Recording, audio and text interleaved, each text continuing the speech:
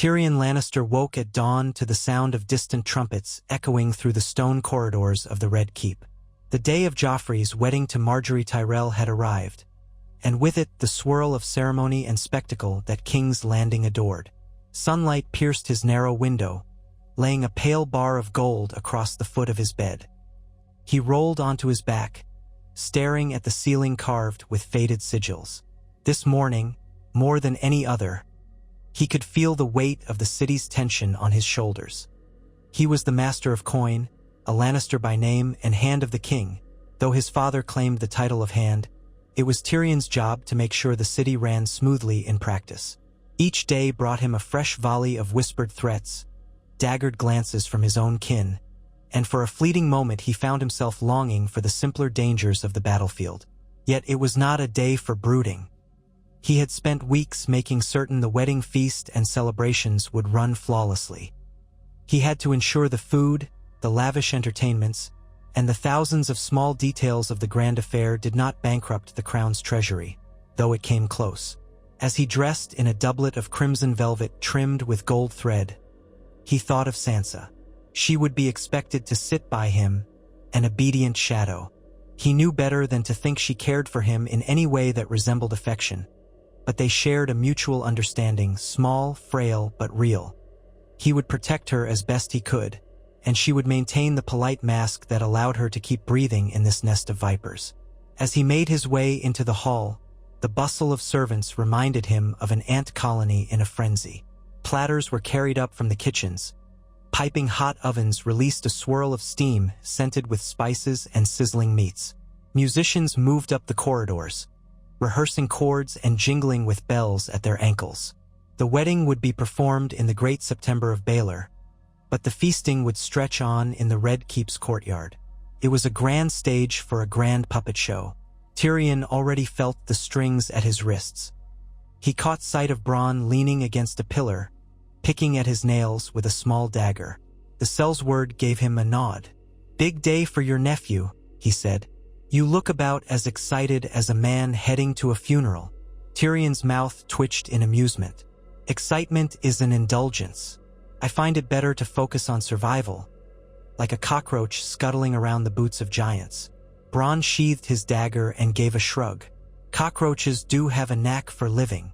Together, they walked through the corridor toward the courtyard.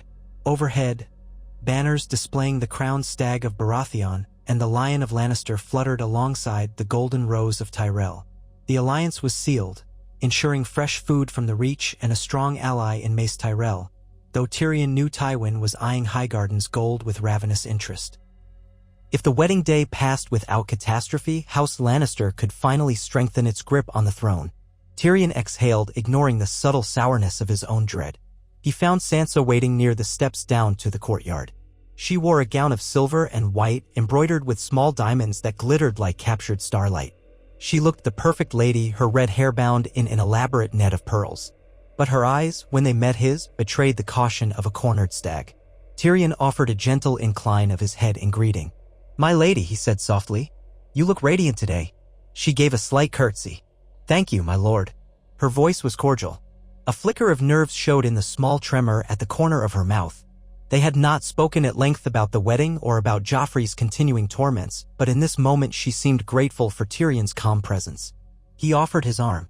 She placed her hand upon it, and they made their way into the crisp morning air, heading for the royal procession that would guide them to the Great September. Outside, King's Landing was awash in color. Thousands of small folk gathered to watch the bride and groom make their journey. The city guard lined the path in gleaming armor. The highborn guests emerged from carriages, lavishly dressed in silks, velvets, and gilded finery. Joffrey stood at the head of it all, crowned and beaming, waving like a triumphant conqueror. Even from a distance, Tyrion noticed the tight set of Cersei's mouth. She stood beside her son, clad in Lannister red and gold. A shadow trailed behind her. Jaime Lannister returned from captivity not so long ago, looking more restless than pleased in his new golden hand. Tyrion approached with Sansa, stepping into the line behind Margaery and the Tyrells. Tywin was there, erect as a statue, his armor polished and shining. He gave Tyrion a measured glance, which Tyrion read as stony approval at best. The Lannister patriarch had not once complimented Tyrion for keeping the city from famine during the siege, nor for his cunning that had turned the tide of Stannis Baratheon's assault. Still, Tywin's unspoken acceptance would suffice. In a sense, it was the greatest praise Tyrion could hope to glean from the man. Drums began to beat.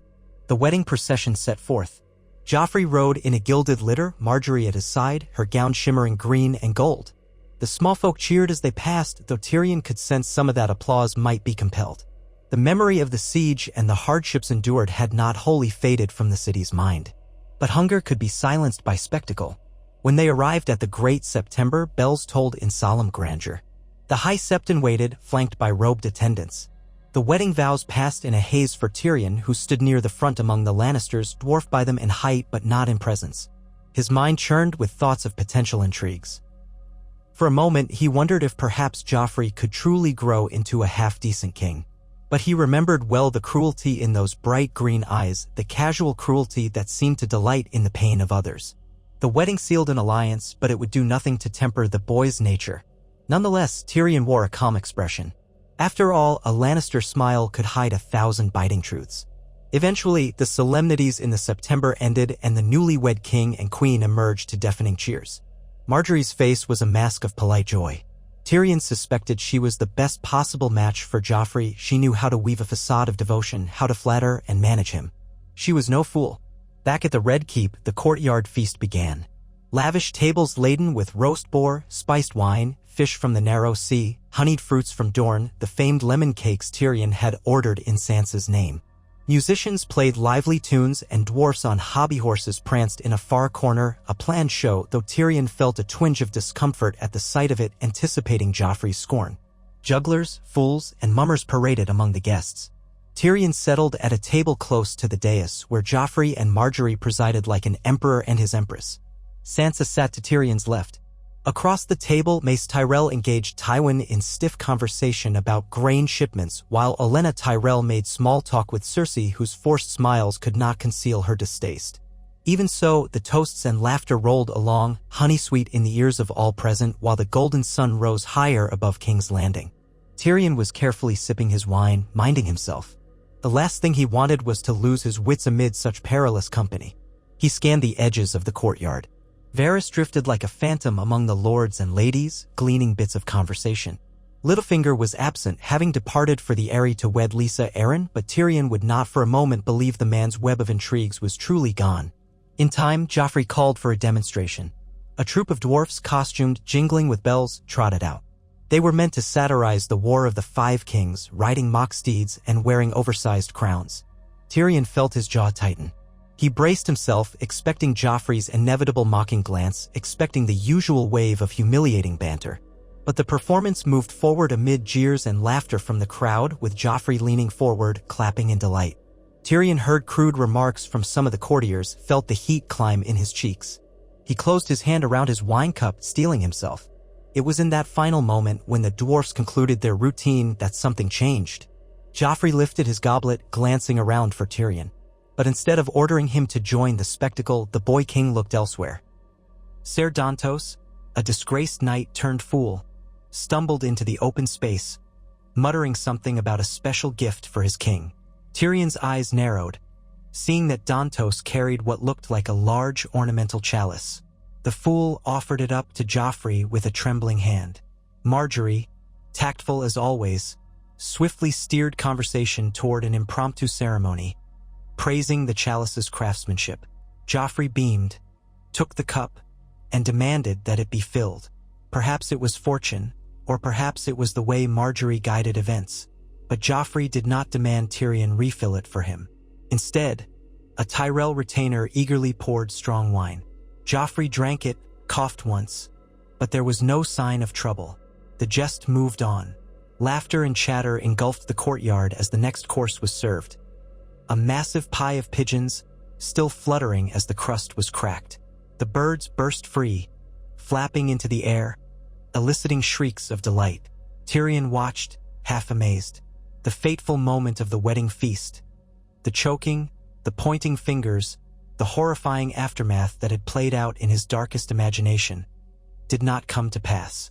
The day continued in a wave of raucous entertainment.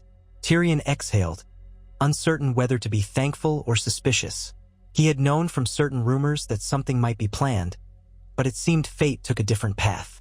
As the sun set into the sea, the wedding festivities drew to a close. The newlyweds were shepherded away to their wedding chamber with suitable bawdy jokes from the rowdy onlookers, though Joffrey made a show of not letting them see too deeply into his private humiliations. The crowd began to disperse into smaller circles of gossip and after-parties. Tyrion stepped away from the lingering throngs, his gaze roving across the yard. He had spotted Ser Dantos leaving quietly, wearing a sour expression. Varys was already gliding toward him, as though drawn by an invisible thread. "My lord," said Varys in his usual silken tone. "Such a fine wedding. The city will talk of it for weeks, no doubt." Tyrion nodded. "I dare say. No fiasco. No corpses cluttering the dais. A true marvel." Varys's lips curved in a mild, knowing smile. "It seems the realm is blessed with good fortune, at least this day. Let us hope it endures." Tyrion raised an eyebrow. "I'm sure the realm's good fortune depends on many small moving pieces." He paused, letting the moment stretch. "Tell me, my friend, was there any rumor or whisper of a plan to do Joffrey harm?" Varys did not break his smile. "I hear many whispers, my lord. Some speak of storms that never arrive." Tyrion glanced back at the dais, where wine and half-eaten courses remained. Then perhaps this was only the rumor of an oncoming storm. And for once, the clouds passed overhead without pouring. Varys offered a slight bow and drifted away, leaving Tyrion alone.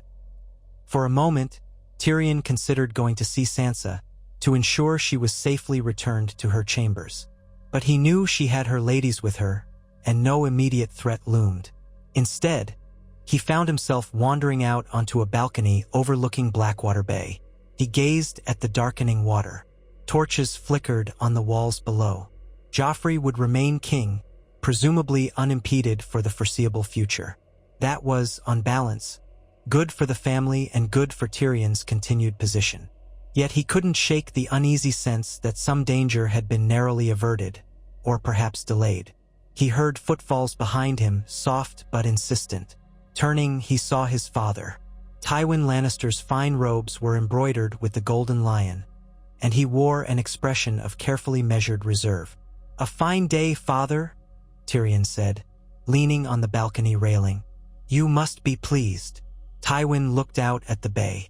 "The wedding achieves its purpose, strengthening our ties with Highgarden. That is what matters." He glanced sidelong at Tyrion. "You have done well enough these past weeks, ensuring this feast didn't drain what remained of our coffers." Tyrion snorted softly, stifling a bitter retort. "I serve House Lannister. We all do in our ways." His father's stare was cool as steel. "Yes, though some ways are more effective than others." Then, with a slight incline of his head, Tywin added, "I will need your cunning in the coming months. The crown's debts are considerable, and the Iron Bank of Bravos is not a patient institution." Tyrion nodded, acknowledging the comment for the closest thing to praise he would receive. Tywin's eyes flicked past Tyrion's shoulder, scanning the empty corridor beyond. Then, with a brisk turn, he strode away, leaving Tyrion to the lonely hush of the bay. The next morning dawned bright and warm, with a gentle sea breeze rolling through the windows of the Red Keep. Joffrey was very much alive and cackling at the misfortunes of some unfortunate man in the courtyard who had been caught stealing during the wedding feast. That was the new king's brand of justice, a spectacle of cruelty. Tyrion took note that Margaery stood beside Joffrey as he dispensed punishment, her expression skillfully neutral, perhaps even coaxing him to stay his hand from truly barbaric extremes. Once the small matter was dealt with, Joffrey turned his gaze on Tyrion, but it was not the withering stare of suspicion that Tyrion had grown accustomed to. "Uncle," Joffrey said in a voice dripping with forced politeness, "I've been told you oversaw the feast's arrangements. You must be proud of your small accomplishments." Tyrion gave a small bow, ignoring the jab. "I'm pleased your grace found them to your liking." Joffrey waved a dismissive hand, then glanced at Margaery. "My lady wife wants me to commence new building works. Something to please the small folk, she says. He gave a scoff as though the idea was ridiculous. I suppose we'll let you handle that, Uncle. Just don't overspend. Marjorie interjected smoothly, placing a gloved hand on Joffrey's arm. It will be but a modest improvement to the city's squares, your grace, planting new gardens, ensuring clean water for the people. A sign of your benevolence. Her soft brown eyes slid to Tyrion. And we will ensure the details are managed with utmost care. Tyrion managed a thin smile. As you wish, your grace. I'll see to it. Joffrey smirked. Well, see that you do. And keep your little wife around. She's too quiet for my taste. He laughed, a harsh bray that made the hairs on Tyrion's neck stand on end. Sansa's presence was seldom comfortable for anyone, least of all Joffrey. But so long as Tyrion kept her safe, he had some measure of leverage, though not nearly as much as he needed in a court brimming with alliances and betrayals. Over the next few weeks, Tyrion found himself mired in the complexities of the crown's finances. He spent long hours in the solar with ledgers from the royal treasurers, cross-checking loan agreements from the Iron Bank. Each scroll brought new headaches. Little by little, though, Tyrion peeled away the layers of questionable accounting that Littlefinger had left in his wake. Peter Baelish had long used the confusion of the books to his advantage, funneling coin to unknown places. Now Tyrion faced a reckoning. More than once he muttered curses under his breath as he spotted new shortfalls. Sansa would visit him sometimes in the evenings. Usually she came with a basket of bread and cheese or with a pitcher of chilled water. She never intruded on his work, but she would sit quietly, offering a sympathetic ear if he decided to speak. At first, the silence stretched awkwardly between them, but eventually they found small ways to converse. She might ask a gentle question about the columns in the ledger, and Tyrion might reply with a simple explanation. It was hardly a blossoming romance, both were too wary, too scarred by circumstance, but it established a slender thread of companionship. Meanwhile, Joffrey took pleasure in his wedding gifts. The new king paraded around in his gilded armor, showing off the Valyrian steel sword that Tywin had given him. He named the blade Heartsbane in a flourish of irony, never minding that the original Heartsbane was the ancestral sword of House Tarly. The courtiers indulged Joffrey's vanity, praising him at every turn. Marjorie remained at his side, guiding him with careful flattery and quiet suggestions that occasionally prevented a public fiasco. Tyrion observed her skill, marveling at how deftly she soothed Joffrey's worst impulses. Though overshadowed by Joffrey's loud displays, Cersei's tension simmered beneath the surface. Tyrion noticed her watching him when she thought no one else looked. Her green eyes glittered with a distrust that never left her. She was no fool, she knew that Tyrion's influence on the council was rising. While Tywin still held the true power as Hand of the King, his duties were so vast that he relied more and more on Tyrion's administrative talents. Tyrion's skill at balancing the books had earned him small but significant praise from the older lords who appreciated a mind that could avert financial disaster. A strange, unspoken peace settled over the capital in those weeks. The Tyrells saw little need to rock the boat now that Marjorie was queen. The Lannisters, flush with the success of a royal wedding that had not turned tragic, focused on consolidating their position. The storm that Tyrion had half expected never arrived. He told himself the city was due a reprieve from chaos, but he kept his ears open for new rumors. One evening, while Tyrion toiled in his solar, a rap at the door interrupted him. He looked up from his ledger, seeing Podrick Payne slip in. "My lord," Podrick said in his timid way. "Lord Varys is here to see you." Tyrion set his quill aside. "Show him in." The spider glided through the door, wearing the same self-effacing smile as always. He bowed his head in a gesture of courtesy.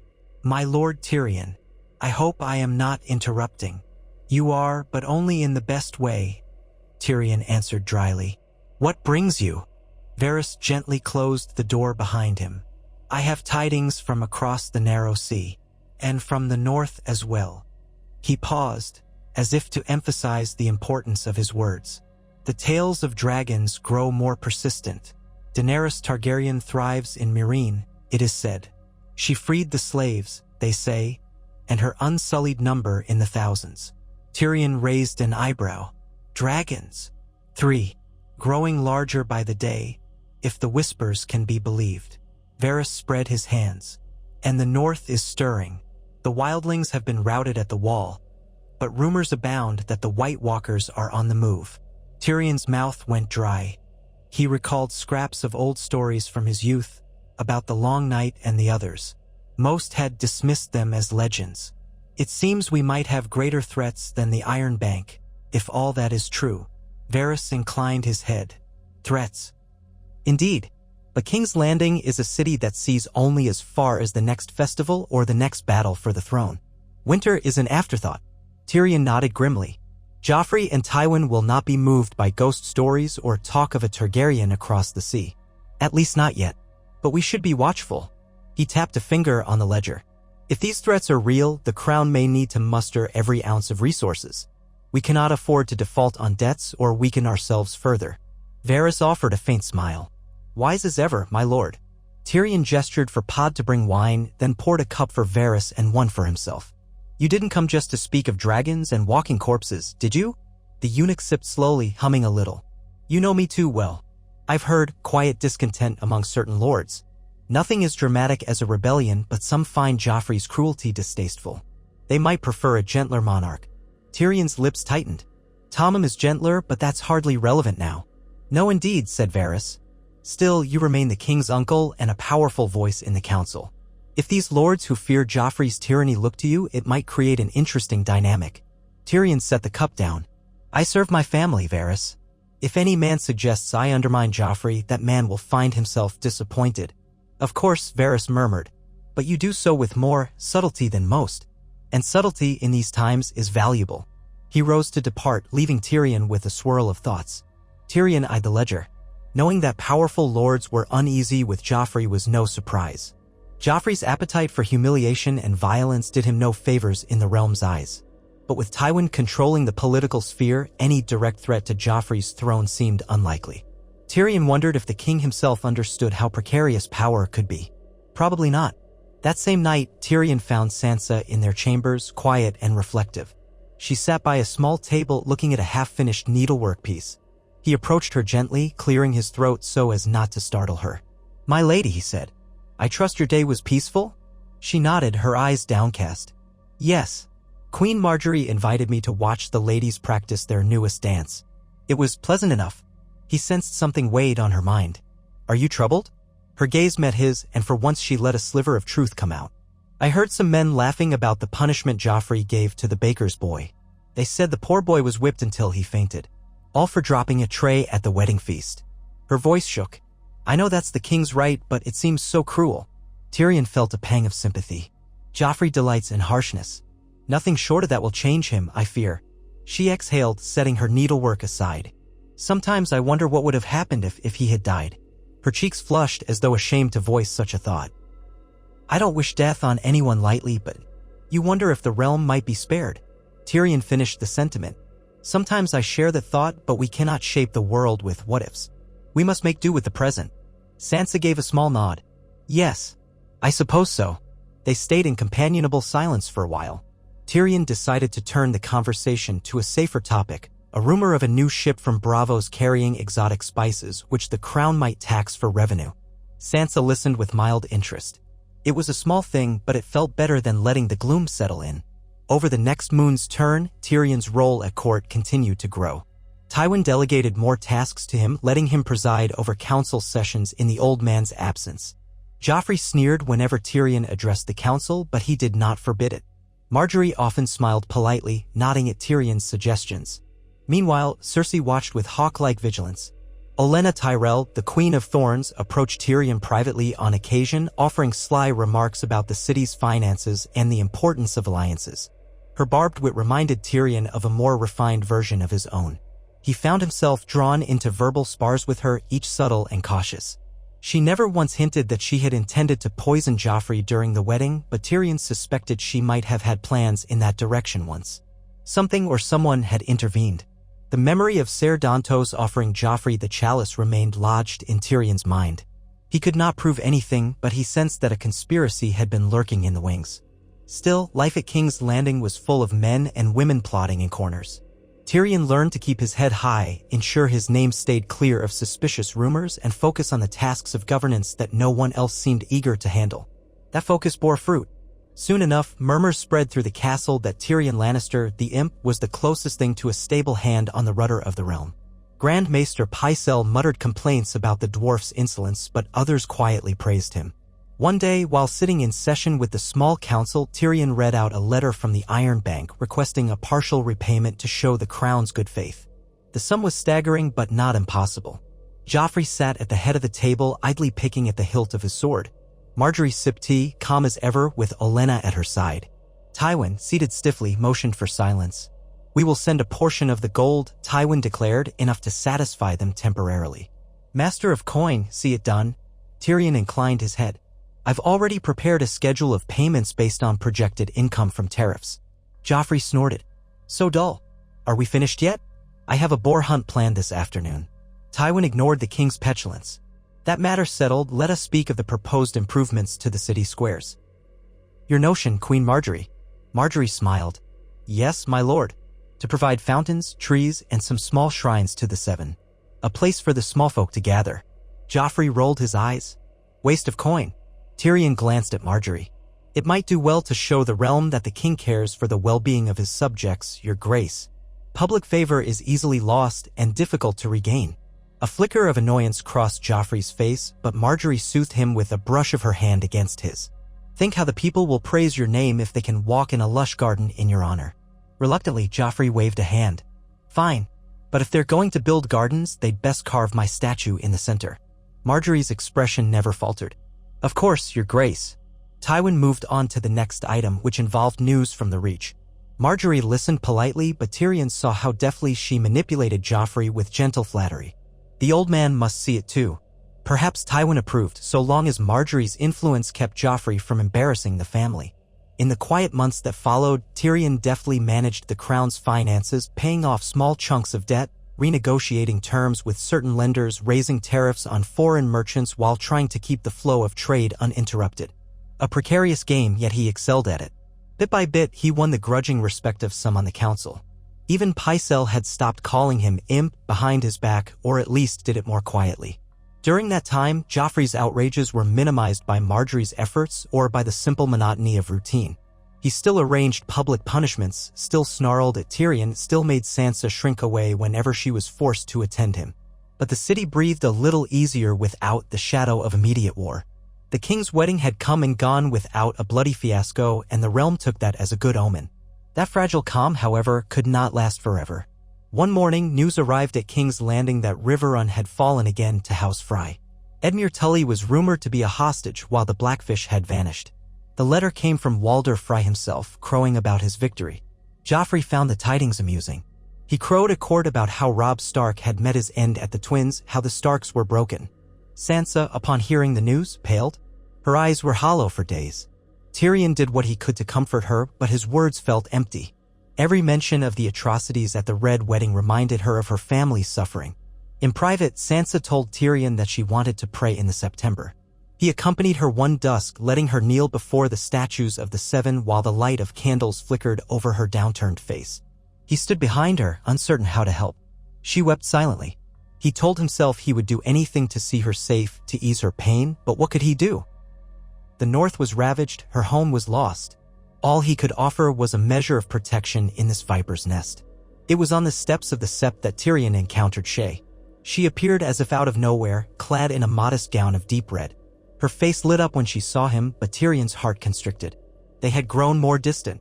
He had once kept her secret as his paramour, but the complexities of his marriage to Sansa had forced him to put space between them. He still had feelings for Shae, but the risk of discovery and the growing sense that he could not give her what she deserved had strained their bond. She approached him with a guarded smile. "My lion," she murmured, her voice low so as not to be overheard. "You haven't visited me for days." Tyrion coughed uncomfortably. "I've been occupied with matters of the court." Then his tone softened. "Shae, you know this place is not safe for us to be seen together, especially now." She looked hurt, but masked it with a tilt of her chin. "You have time for your ledgers, but not for me." He reached out, gently clasping her hand, then pulled away when he noticed passing servants. "It's dangerous," he repeated. "Please, you must understand. If my father or my sister discovered us." Shae's expression hardened. "I can take care of myself." He knew better than to argue. They stood in tense silence. Then she turned and walked away, leaving Tyrion with a weight in his chest. She deserved better than the shadows. Perhaps when the crown was more stable, he could find a way to see her safely set up in a manor far from Cersei's prying eyes. But that dream felt distant. On the night of the next full moon, a grand feast was held in the Great Hall to honor the victory at Riverrun, the newly forged alliance with the Freys, and the continued prosperity of King Joffrey's reign. Tyrion attended alongside Sansa, both wearing their house colors. She in Tully blue, though only in subtle accents, and he in red and gold. Torchlight danced on the polished floors, and minstrels played a lively tune. Joffrey took the seat of honor, with Margaery to his right. Tywin and Cersei shared the high table, and Tyrion joined them. He glanced around at the assembled lords, Mace Tyrell, Randall Tarley, the Redwyne twins, and other southern dignitaries. Wine flowed freely. Joffrey made a show of praising House Frey for their loyalty, ignoring the undercurrent of revulsion from those who saw the Freys as traitorous murderers. Midway through the feast, Joffrey stood and proposed a toast to the downfall of House Stark. He gloated about how the young wolf lost his head at the twins. Tyrion saw Sansa's hand clench around her goblet. Margaery attempted to guide the conversation elsewhere, but Joffrey relished the chance to revel in the victory. Finally, the king sat down, chuckling. Tyrion's stomach churned. He pretended to sip his wine. Sansa sat quietly, her eyes fixed on the table. The hall filled with raucous laughter as Joffrey beckoned forward a musician to play a grotesque ballad about the Red Wedding. It was more than Tyrion could bear. He stood, clearing his throat. "Your Grace, might we also toast to the health of the realm? We have had enough bloodshed, perhaps. Prosperity lies ahead if we can maintain peace." His voice carried across the hall. A few heads nodded. Margaery gave an approving smile, but Joffrey sneered. "Peace? Peace is for cowards. A king must show strength." He banged his goblet on the table, sloshing wine over the side. "I'll drink to strength, not peace." Nevertheless, the tension eased a fraction. The crowd's laughter resumed, and the evening wore on with more courses and more music. Tyrion took comfort in the fact that he could at least provide a balancing voice against Joffrey's bloodlust. The memory of that final conversation with Varys flickered in his mind. Lords who wanted a gentler monarch might look to him, but what would that entail? Regicide? A coup? He dared not walk that path. Yet the realm was a tinderbox, and any spark could set it aflame. As time passed, Tyrion's position as the crown's de facto administrator cemented. He oversaw the city's new gardens, the expansions to the harbor, and the partial repayment to the Iron Bank. The recognition he received from the older lords fueled jealousy in certain corners. Cersei's distrust grew into open resentment. Jaime, for his part, seemed torn. He spent little time in open argument but offered Tyrion the occasional half-smile, as if acknowledging his brother's competence. But Tyrion's greatest threat remained Joffrey's unpredictable temper. One afternoon, as Tyrion reviewed some reports in the council chamber, Joffrey barged in unannounced. 2 Kingsguard knights stood at attention behind him. The king's eyes were alight with mischief. "Uncle, I want to hold a tournament," he declared. "A grand affair to celebrate my marriage. Yes, we already had a wedding feast, but there weren't enough fights. I want blood." Tyrion set aside the parchment. "A tournament would be costly, Your Grace, and we are in the midst of paying down debts to the Iron Bank. We do not wish to appear profligate." Joffrey frowned, gripping his sword hilt. "I don't care what the Bravosi think. I am the king. If I want a tourney, I shall have one. Let the Iron Bank wait." Sighing internally, Tyrion tried another tactic. Perhaps a smaller tourney, limited to knights of the Crownlands, would suffice. We can still have the pageantry without draining the treasury. The boy king let out a snarl. "I want the greatest knights in the realm to fight. I want to see blood spilled on the sands. And I want my dear Uncle Tyrion to arrange it. Or would you prefer I find someone else to do your job?" Recognizing the futility of reason, Tyrion gave a short nod. "Very well, Your Grace. I will see to the details." Joffrey grinned, revealing teeth. "Excellent. Make sure there are enough dwarfs to keep it interesting." He let out a harsh laugh. "I'll see if we can find some to fight each other. That would be a spectacle worthy of a king's gold." Tyrion felt a surge of anger but concealed it with a bow of his head. "As you say, Your Grace." When Joffrey stormed out, Tyrion exhaled, rubbing his temples. A lavish tourney was the last thing the crown needed. but better a handful of knights dying in the melee than another war. He would keep costs as low as he dared without incurring Joffrey's wrath. Another wave of administrative nightmares would be unleashed, no doubt. Sansa likely would be forced to endure the sight of men brutalizing each other for the king's amusement. In the weeks that followed, preparations for the royal tourney consumed Tyrion's time. He scoured the city for cost-effective ways to supply pavilions, stands, lists, and feasts for the knights and visiting lords. The Tyrells offered some assistance as Mace Tyrell hoped to flaunt the prowess of his knights. Tywin was ambivalent, focusing on external threats and leaving most details to Tyrion. Cersei for once seemed quietly pleased by Joffrey's demands. She likely hoped the spectacle would overshadow Tyrion's quiet achievements. When the day of the tourney arrived, the weather was hot and bright. Crowds flocked to the new tourney grounds outside the city walls near the muddy shores of the Blackwater Rush.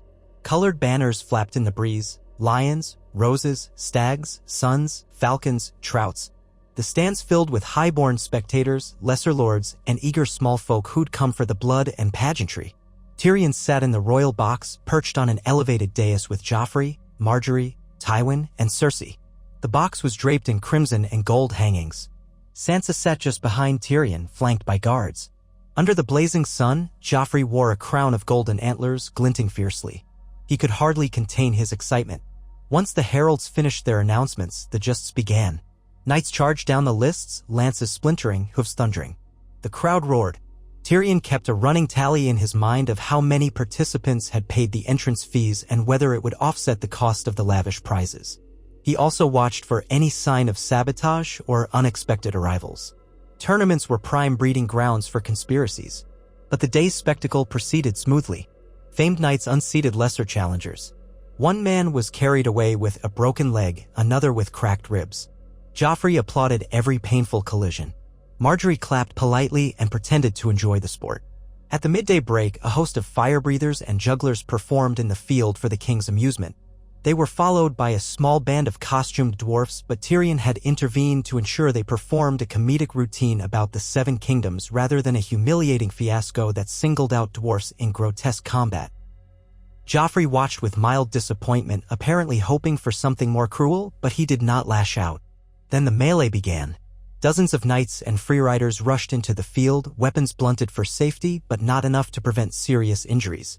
The clang of steel echoed across the grounds.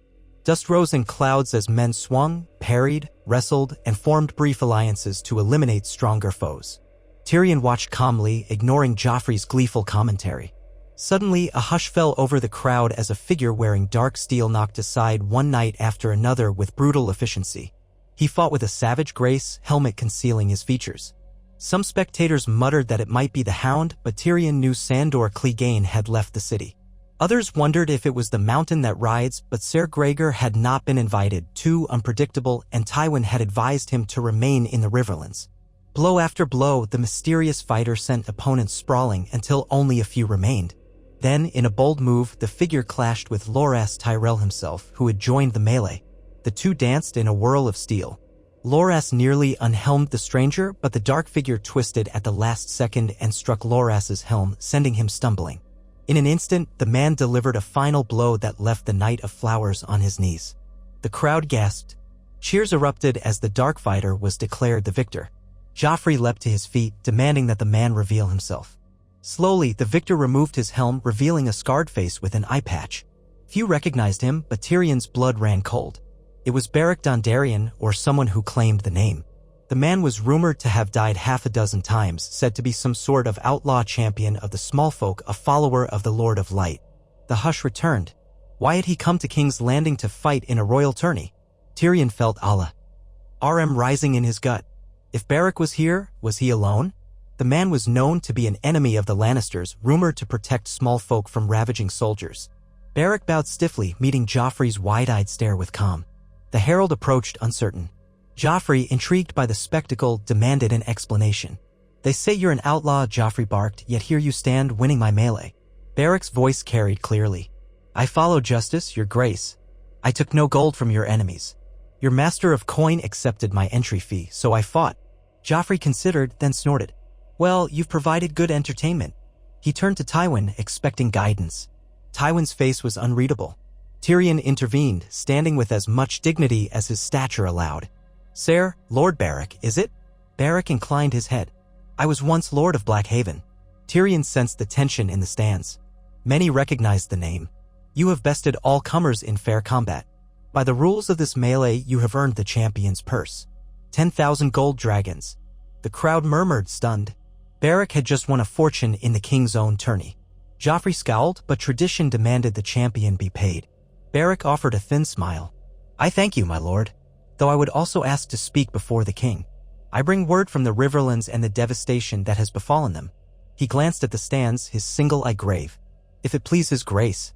Joffrey opened his mouth, likely to refuse, but Marjorie laid a hand on his shoulder. He has won the right to speak, my love, she said softly, sweetly. The small folk will be eager to know their concerns are heard. Cornered by courtesy, Joffrey shrugged. Fine. Speak. Beric bowed again, then raised his voice. He spoke of the ravages left after the War of the Five Kings.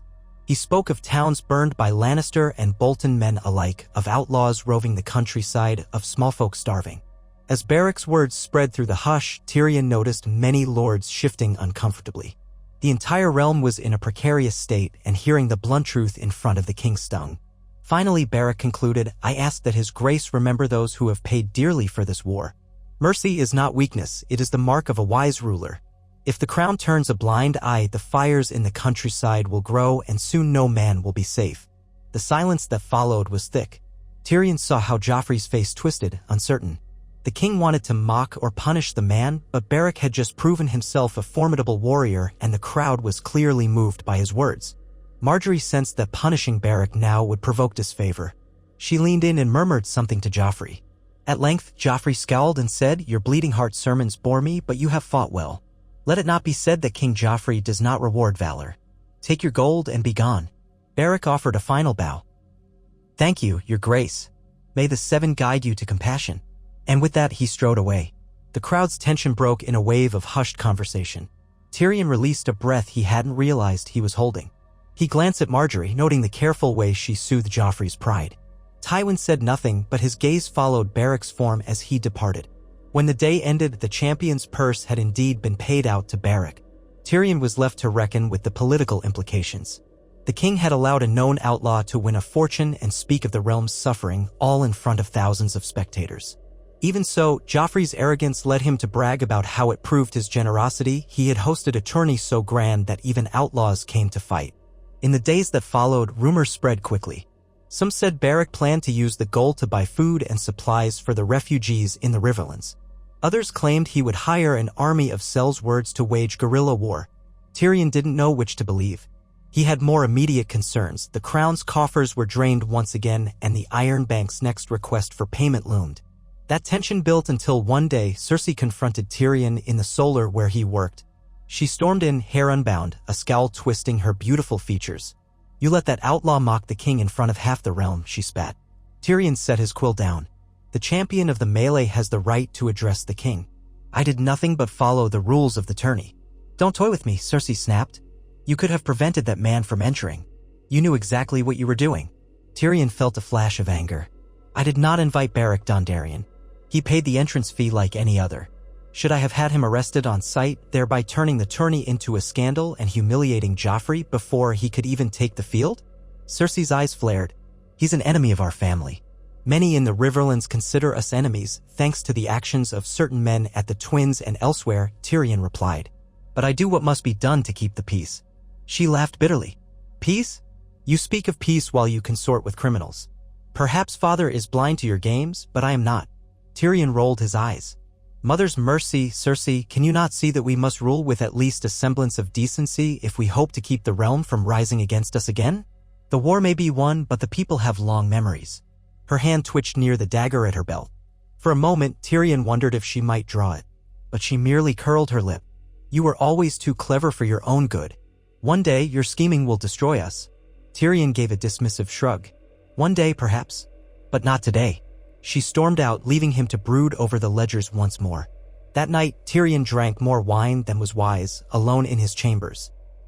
He felt the old bitterness rising in his throat, the fear that no matter what he did, he would never be truly accepted in his family. Sansa was the only person who brought him a measure of comfort, though their bond was tenuous. Still, it was not all gloom. Tyrion's competence at court had won him a small circle of allies. Some lesser lords saw in him a more reasonable Lannister, one who might be approached for fair arbitration of disputes. Servants and common folk had begun to whisper that the imp was not as monstrous as the rest of his kin. Rumors of his cunning, of how he'd organized the defense of King's Landing against Stannis, circulated anew. Joffrey might be the king in name, but in practical matters, many turned to Tyrion. That in itself was dangerous. If Joffrey realized how often people circumvented him to speak with Tyrion, jealousy or paranoia might flare. Tyrion took pains to flatter Joffrey in public, to let him take credit whenever possible. Marjorie's presence helped. She skillfully redirected Joffrey's attention to hunts, feasts, or amusements, letting Tyrion handle the real business of the realm. An unspoken alliance of convenience, though neither spelled it out. One late afternoon, Marjorie paid Tyrion a discreet visit. She arrived at his solar with two of her ladies, who waited outside while she slipped in. "My Lord Tyrion," she said with a graceful bow of her head. "May I speak with you privately?" Tyrion gestured to a chair. "Of course, Your Grace." She sat, smoothing her green skirts. "I will be plain. The small folk cry out for relief.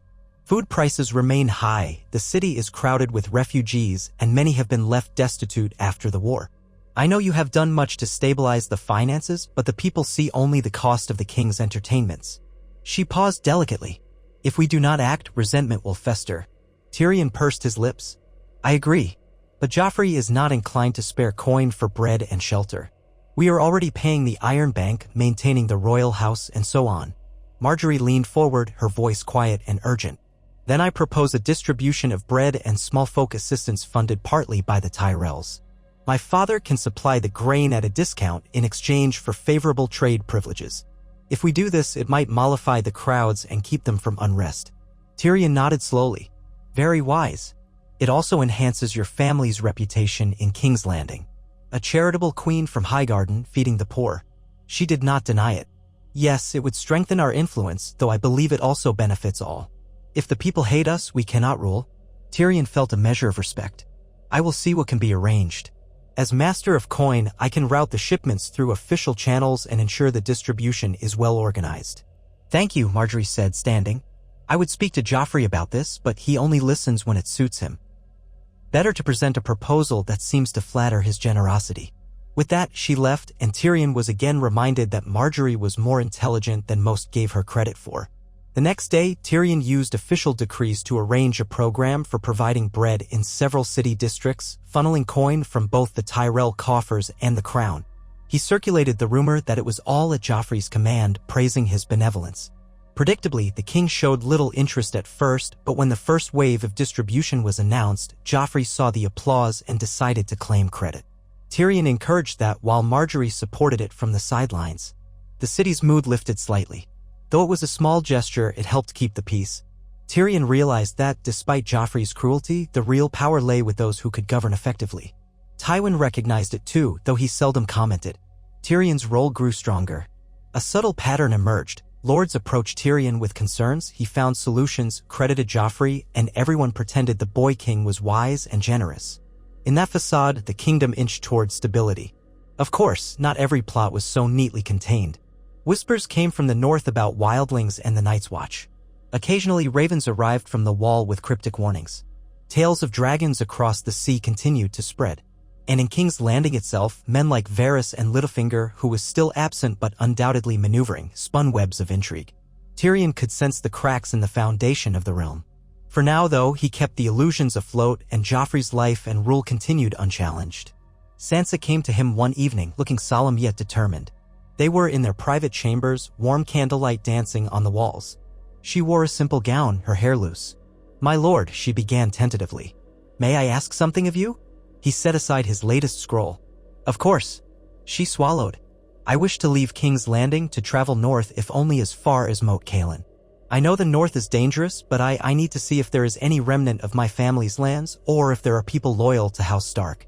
Tyrion felt a heavy weight settle in his chest. "That is a bold request. The roads are unsafe. Roose Bolton holds the north now as warden, though the Ironborn still linger in some places." She nodded. "I understand. But I cannot remain here forever, a prisoner in all but name. Please, my lord husband, help me. We can speak to your father or arrange an escort." He sighed. "My father will never allow you to leave the city." You are too valuable a hostage against any potential Stark loyalists. Even if we trust your intentions, House Lannister will not give up such leverage. Nor will Joffrey. Tears threatened to well in her eyes, but she blinked them back. So I am doomed to remain here then. Tyrion closed his eyes, feeling the sting of her desperation. For now, yes.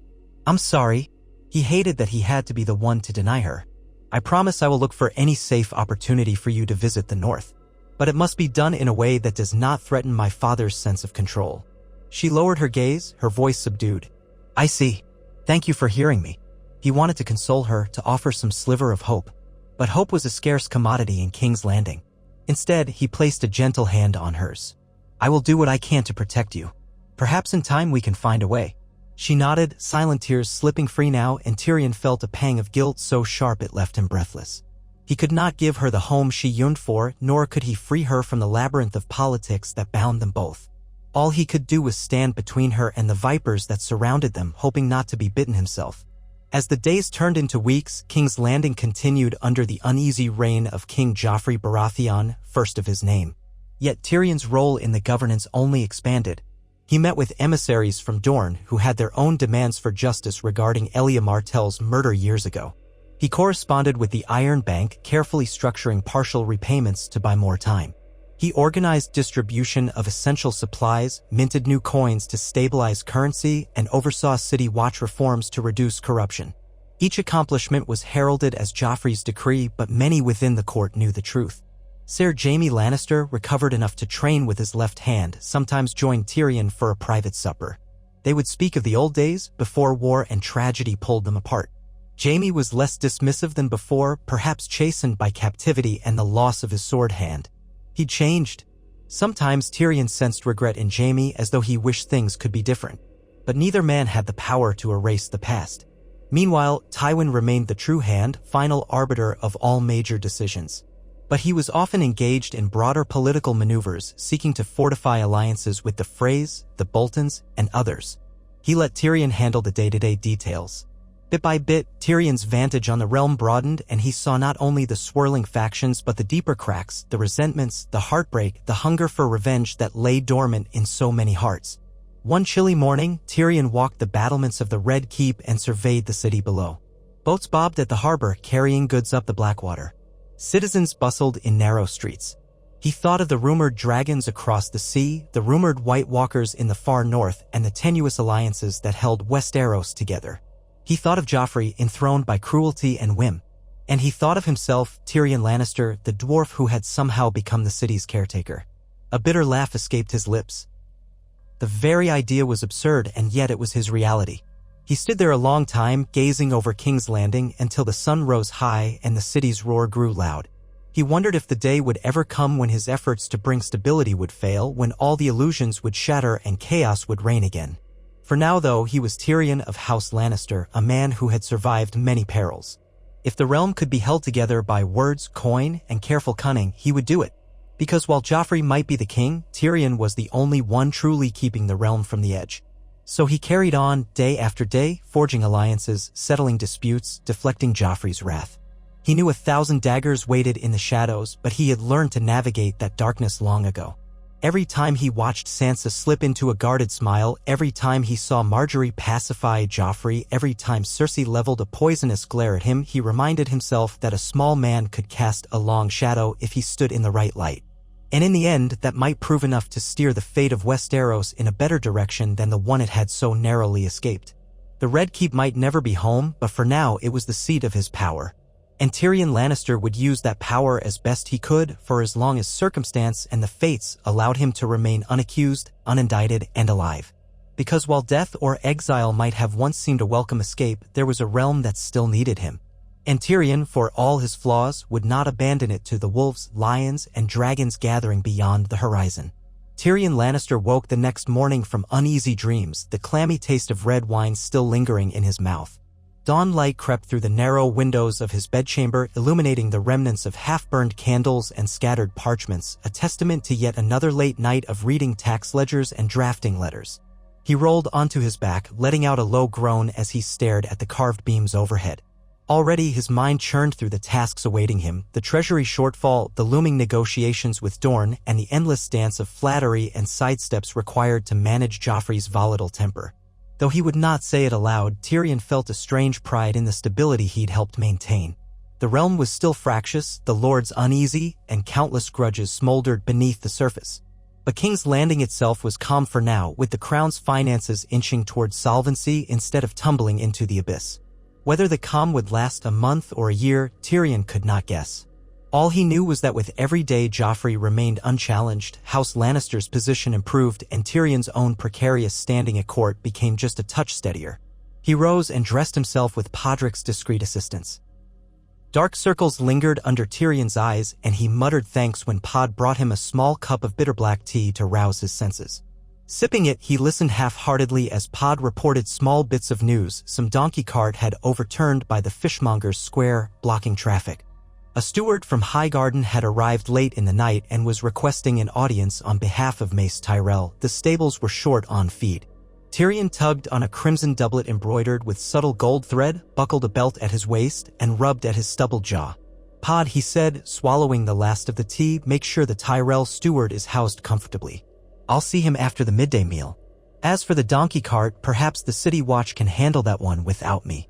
Podrick nodded earnestly and scuttled away, leaving Tyrion to stride into the hall. He found the Red Keep slowly rousing to life.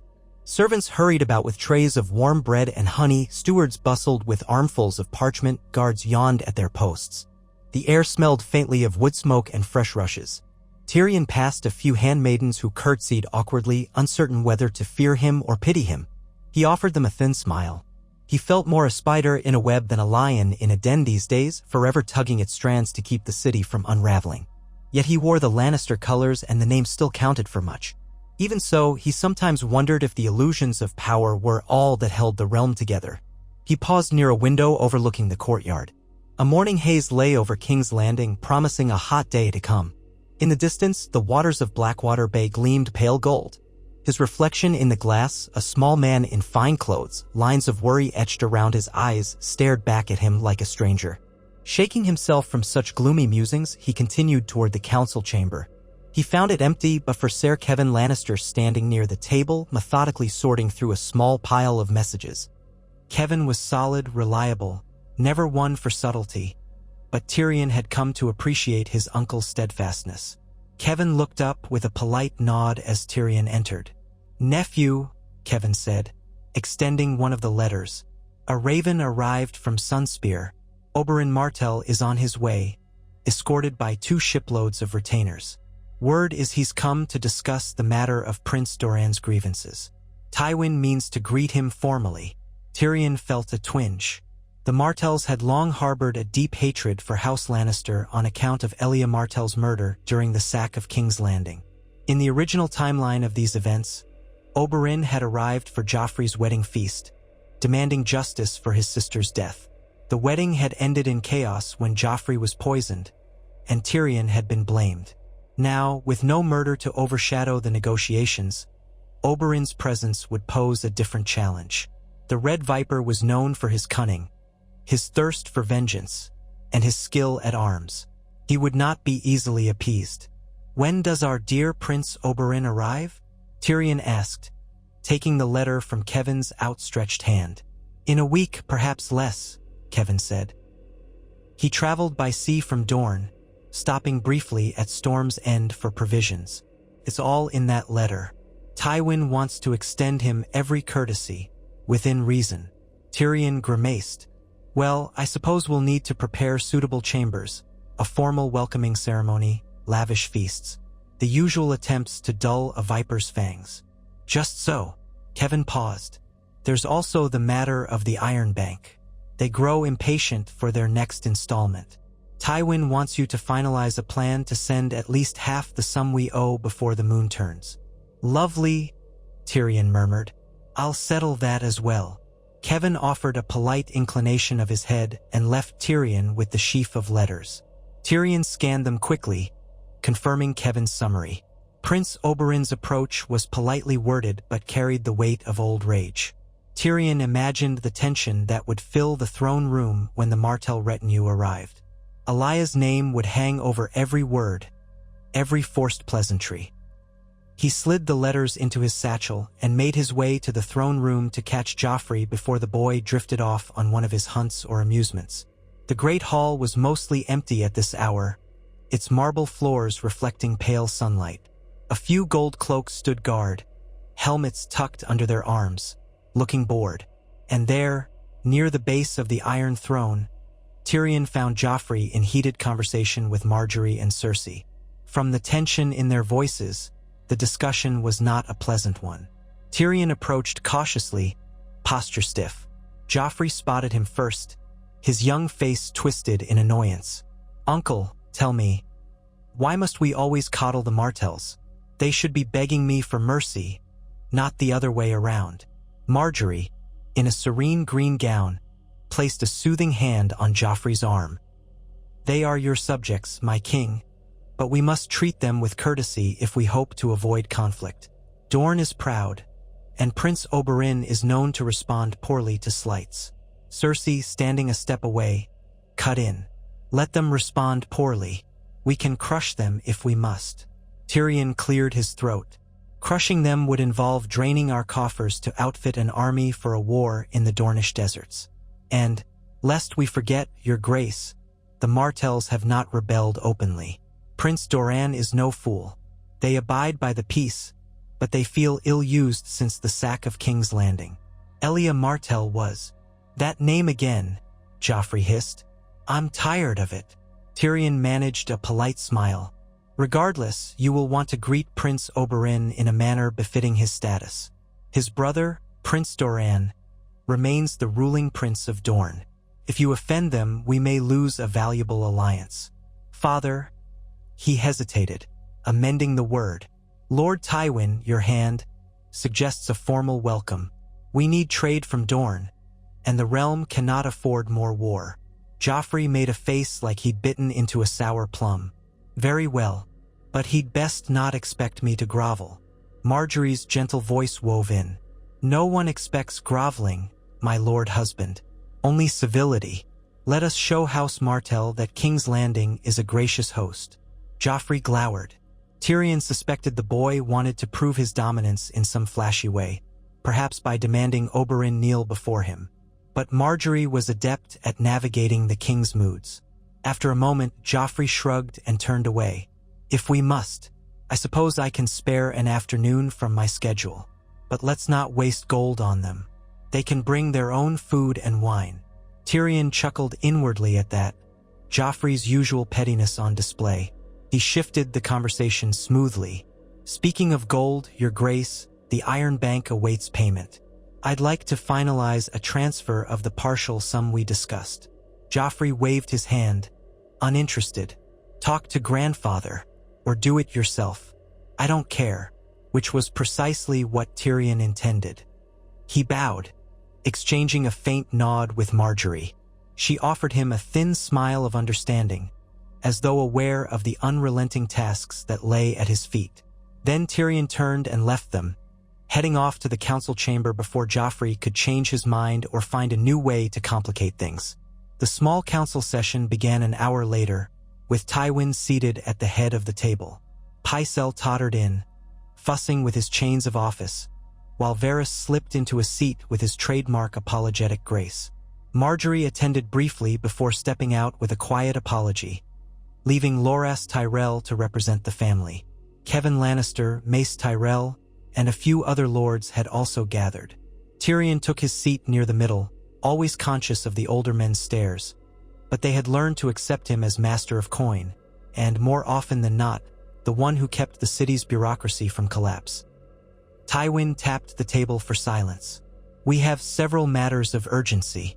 First, Prince Oberyn's imminent arrival. I will need a formal retinue to greet him at the harbor. Ser Loras, I want you to accompany the royal guard. We'll host a feast in the Tower of the Hand, modest but dignified." His gaze turned to Tyrion. "See to the finances, and ensure we do not overspend." Tyrion inclined his head. "Of course, my lord." Tywin continued. "The Iron Bank has pressed for another repayment. We must send at least half the agreed sum before the next moon's turn, or face serious repercussions. Tyrion, you've drawn up a plan. Tyrion cleared his throat. Yes, we can shift some funds from our port tariffs and new coinage, combine them with the tribute from the Westerlands that arrived last week. I project we can meet half the demand if we postpone a few lesser building projects. It will be tight but feasible. Tywin nodded. Do so. We must preserve the realm's credit. Pycelle raised a trembling hand. My lord Hand, what of the latest tales from the north? There are rumors of wildlings and darker threats beyond the wall. Tywin gave the Grand Maester a glance of faint disdain. The Night's Watch is dealing with that. Lord Commander, whoever leads them now, has not formally requested more men from us. We have more pressing concerns. If the Watch demands help, we will weigh it against our resources. Next item. Varys leaned forward.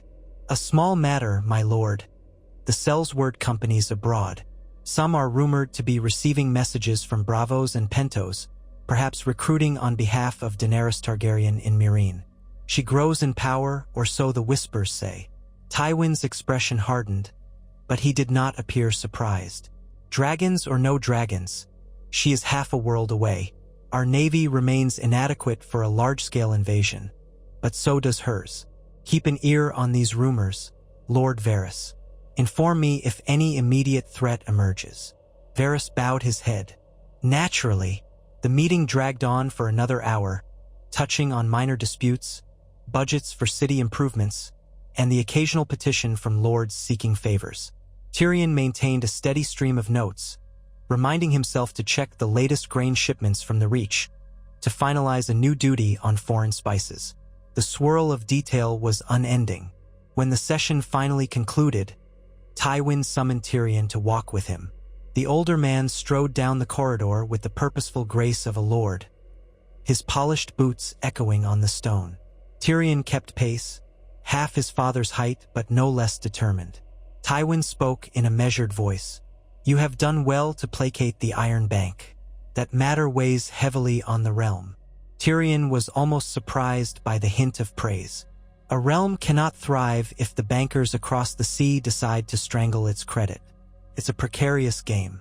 Tywin's gaze flicked to the tall windows, where sunlight spilled across the corridor. Indeed. As for Oberyn Martell, I trust you'll keep watch. The man will want vengeance for Elia, that much is certain, but we cannot allow it. The crown cannot be seen punishing Gregor Clegane for an act done in service to House Lannister, especially if it leads to further demands.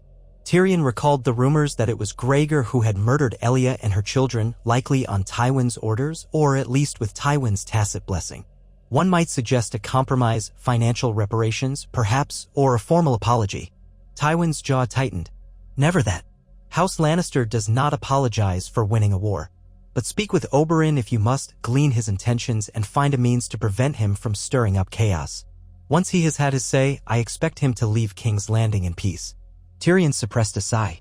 As you will. I'll do my best. Tywin paused, fixing Tyrion with a cool stare.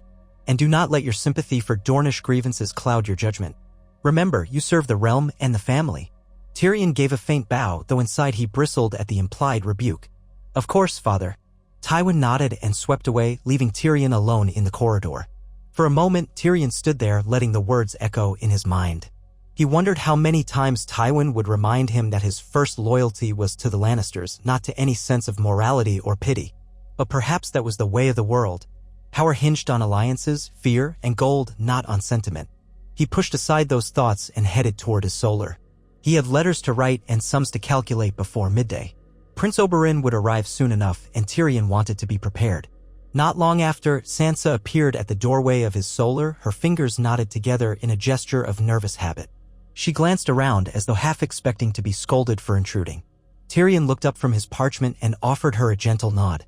My lady, he said quietly. You're never unwelcome here. She stepped in, a faint flush on her cheeks. Thank you, she said. I heard talk that a prince from Dorne is coming. Tyrion set aside his quill. Yes, Prince Oberyn Martell. He is known to be dangerous. The court calls him the Red Viper. Sansa moved closer, brushing a strand of auburn hair from her face. What does he want in King's Landing? Everyone seems uneasy. Tyrion exhaled. He wants justice for his sister who was murdered during the sack of King's Landing by Lannister men. It's an old wound and one that will not easily heal. Sansa's gaze flicked down. I remember hearing how Prince Rhaegar's wife was a Dornish princess. That must have been her? Yes. Elia Martell. She and her children were killed brutally. The Martells have not forgotten. A silence stretched, heavy with unspoken understanding. Sansa finally spoke, voice subdued. My lord, I only hope no more blood is spilled here. There's been so much of it already. Tyrion offered a small, sad smile. I share your hope, my lady. He changed the subject gently. How have you been faring? Are you still receiving those visits from Queen Marjorie's ladies? Sansa gave a small nod. They are kind enough. They speak of dresses and court gossip. Sometimes it helps to distract me. And Joffrey? She flinched at the mention of his name. I avoid him as much as I can. He rarely calls on me now, thanks to Marjorie and the endless entertainments they arrange. He seems content with humiliating courtiers or chasing hunts rather than tormenting me. Tyrion felt a flicker of relief. Good. Keep to safe spaces and do not let him corner you alone. If he does, send for me. She inclined her head, and for a moment, their eyes met in a quiet acknowledgement of mutual wariness. It was not friendship, not love, perhaps not even trust, but it was understanding. Then she took her leave, her skirts whispering softly as she disappeared down the corridor. Alone again, Tyrion returned to his work, but his thoughts wandered. He pictured Sansa walking through the Red Keep's halls like a restless ghost, longing for Winterfell and the family she had lost. If only he could grant her that wish. But Tywin would never relinquish so valuable a hostage. Perhaps in time, if the North stabilized, there might be a political advantage to sending her away under safe escort. But until then, she was as trapped as he was. Days passed swiftly. Preparations for Oberyn's arrival filled the air with tension. Servants scoured the Tower of the Hand, draped fresh tapestries, laid out the best Dornish carpets in the guest chambers. Cersei commanded the cooks to prepare at least one lavish course featuring Dornish peppers, though it was uncertain if the guests would consider that respectful or a half-hearted nod to their cuisine. Tywin oversaw every detail, insisting it remain tasteful but not extravagant. They would not grovel, but nor would they give Oberyn cause to complain about meager hospitality. At last, word spread through the city that the Dornish ships had been sighted. A bright, sun-scorched morning found Tyrion standing on the harbor quays alongside Ser Loras Tyrell, a squad of gold cloaks, and several minor lords from the royal court. Off in the distance, the Red Keep perched on its rocky prominence. The sea glittered a harsh white under the sun's glare, and gulls wheeled overhead. Tyrion squinted across the water. Two galleys approached, their sails emblazoned with the golden spear piercing a red sun, the sigil of House Martell. As they neared, Tyrion noted the sleek lines of the vessels, built for swiftness rather than raw power. One could almost feel the menace in their approach, as though the ship itself were a predator cutting through the waves. When the ship docked, a gangplank was lowered, and Dornish soldiers emerged, dark-haired men in flowing cloaks, armed with spears and curved blades. They lined up with disciplined efficiency, their gazes sweeping across the Lannister guards as though measuring them for a fight. Then a tall figure in flowing orange robes with gold accents strode forward, the sun catching the gleam of a polished breastplate beneath. He wore no helm, revealing a lean, handsome face with sharp features, dark eyes, and a thin mustache. An aura of coiled danger surrounded him. Prince Oberyn Martell paused at the bottom of the gangplank, scanning the waiting party with a faint smile. Beside him walked Ilaria Sand, slender and graceful, her gown cut to show the warm coppery skin of her shoulders. Behind them came more Dornish retainers, including a few of Oberyn's daughters, the so-called Sand Snakes, though not all were present. Of the girls here, Tyrion recognized one with braided black hair and a watchful glare, likely Nymeria or Obara. He couldn't recall each face perfectly, but the tension in the air was unmistakable. Tyrion stepped forward, adopting as diplomatic a tone as he could manage. Prince Oberyn, on behalf of King Joffrey, welcome to King's Landing. We hope your voyage was pleasant. Oberyn gazed down at him for a moment as though taking the full measure of the dwarf before him and then offered a slight inclination of his head. Lord Tyrion Lannister, I presume. I have heard a great deal about you.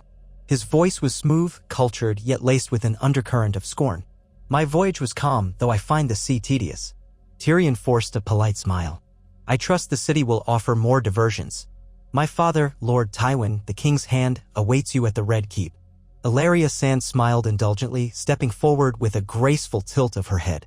"It is an honor to be here. We have looked forward to seeing the fabled wonders of King's Landing." Ser Loras introduced himself stiffly, offering formal courtesies in the name of House Tyrell. Oberyn barely gave him a glance. His attention flicked back to Tyrion. "I had hoped the king himself might greet us, though I suppose a royal welcome would be too grand a gesture for exiled Dornish princes." Tyrion attempted to maintain a light tone. "His Grace is engaged in urgent matters of governance. He will greet you personally this evening at the feast. For now, please allow us to escort you to your quarters." Oberyn made a soft, sardonic sound that was neither quite acceptance nor refusal. His daughters and guards began to unload their baggage. Tyrion led the way toward the waiting horses, noticing how Oberyn and Ilaria walked behind at a deliberate pace, as though reminding everyone this was a courtesy on their part, not a concession. The ride back through the city was a spectacle. Crowds gathered to see the Dornish procession, curiosity mixed with wariness. They knew tales of the Red Viper, how he'd fought in the disputed lands, bested champion after champion, how he was rumored to dabble in poisons. A hush fell among the small folk whenever Oberyn's hawk-like profile came into view. Tyrion kept conversation polite, pointing out minor landmarks, this new fountain, that newly erected statue. Oberyn responded with occasional half-smiles or arch remarks, but made no secret of his disinterest in tourist commentary. His eyes roved over the city as if searching for something hidden in its depths. When they reached the Red Keep, Tywin stood on a dais in the courtyard, flanked by Cersei, Jaime in his gilded armor, his golden hand catching the sunlight, and a small retinue of courtiers. Joffrey was conspicuous by his absence, which Tyrion found typical and unwise. Still, at least Margaery was present, wearing a warm smile. As Oberyn dismounted, Tywin stepped forward. The two men regarded each other in tense silence before Tywin inclined his head. "Prince Oberyn, on behalf of King Joffrey Baratheon, I bid you welcome." Oberyn's lip curved. "Lord Tywin, I have not had the pleasure of your company since, well, many years." He left the rest unsaid, letting the memory of Elia's fate hang in the air. "I look forward to renewing old acquaintances." A flicker of annoyance crossed Tywin's face, but he maintained composure. "We have prepared quarters for you in the Tower of the Hand. My servants will guide you. Tonight, there will be a feast to honor your arrival." Oberyn's gaze drifted to Cersei, who stood rigid and cold beside her father. He bowed at the waist, though the gesture carried more mockery than respect. "Queen Regent, I have heard rumors of your beauty, and I see they have not been overstated." Cersei's eyes narrowed fractionally. "Prince Oberyn, you do our court much honor by visiting." Oberyn turned next to Jaime.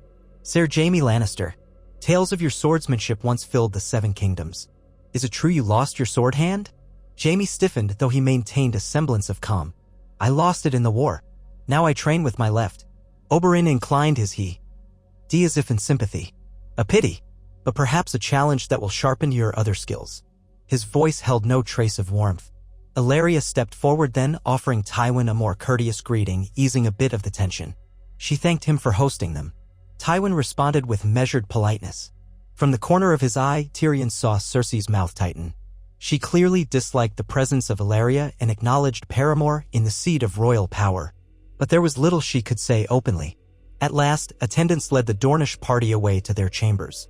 Oberyn and Ilaria followed at a slow pace, flanked by their guards. When they had gone, Tywin dismissed the remaining courtiers. Jaime turned on his heel and strode off with an unreadable expression while Margaery offered a polite farewell. Only Cersei lingered. She approached Tywin, her voice low but audible to Tyrion. "Father, you should have insisted Joffrey come to greet them. This is an insult." Tywin's mouth was a grim line. Joffrey refused. And if forced, he would have likely made a scene. "We can remedy it at the feast. For now, it's done." Cersei's eyes flicked to Tyrion. "You might have convinced him, little brother." Tyrion smiled dryly. "I'm flattered that you believe I hold sway over the king's whims. Alas, Joffrey is not easily bent to anyone's will." Tywin silenced them with a glare. "It's settled. We will focus on the feast. See to it that everything is perfect." His voice brooked no argument. Then he turned and strode away, leaving Cersei and Tyrion to smolder in silence. Tyrion bowed and took his leave, heading for the Tower of the Hand to ensure the final preparations were in place. In his mind, he was already strategizing how to handle Oberyn. The Red Viper was here for vengeance, or at least for the promise of it. If Tywin had no intention of yielding Gregor Clegane to justice, how then would they appease Oberyn? Was there a lesser concession that might blunt his rage, perhaps gold, or titles, or a seat on the council? Dorne was vital to the realm's stability, and the last thing Tyrion wanted was another war. Yet he doubted Oberyn would settle easily for half measures. By the time evening fell, the Red Keep's great hall was transformed into a glittering tableau of candles, polished silverware, and embroidered banners representing both Lannister and Martell. Musicians tuned their lutes and fiddles, and servants scurried to set out platters of olives, spiced duck, and honey-glazed fruits. Though Tywin had insisted on modest extravagance, the feast was still grand by any ordinary measure: 12 courses, a small troupe of acrobats, and a discreetly hidden cask of rare Dornish wine. Tyrion arrived early, wanting to inspect every detail. He paced the length of the hall, checking the table arrangements, the seat assignments. Joffrey would sit at the high table beside Margaery and Cersei, with Tywin to his other side, then Oberyn, Illyria, and a handful of high lords. Tyrion was assigned a seat a few spaces down, far enough to avoid direct confrontation but close enough to observe. Gradually, the guests arrived. Lords and ladies of kings landing in their finest silks, the Tyrells in richly dyed brocades, and the Martell retinue with their fiery colors and bold fashions. Conversations buzzed in tense undercurrents. Everyone wanted to see how Oberyn and Joffrey would interact, or whether Tywin could keep the peace. Joffrey made his entrance with typical swagger, wearing a doublet of crimson velvet, the crown of golden antlers perched on his fair curls. His mood was high, presumably because he was about to revel in the attention. Margaery glided at his side in a gown of pale gold, all graceful smiles. Cersei followed, regal in Lannister red. Tywin was already seated, expression impassive. Then Oberyn arrived with Illyria on his arm, the swirling red and gold pattern of his robe more vivid under the torchlight. At his back came a small retinue of Dornish knights and those of his daughters who had accompanied him. Sansa had taken her place beside Tyrion, looking both fascinated and wary of the spectacle. The feast began with formal welcomes. Tywin rose, offered a few words about the alliance of the Seven Kingdoms, and welcomed Dorne's presence in the capital. He spoke in measured terms, carefully avoiding direct references to the past.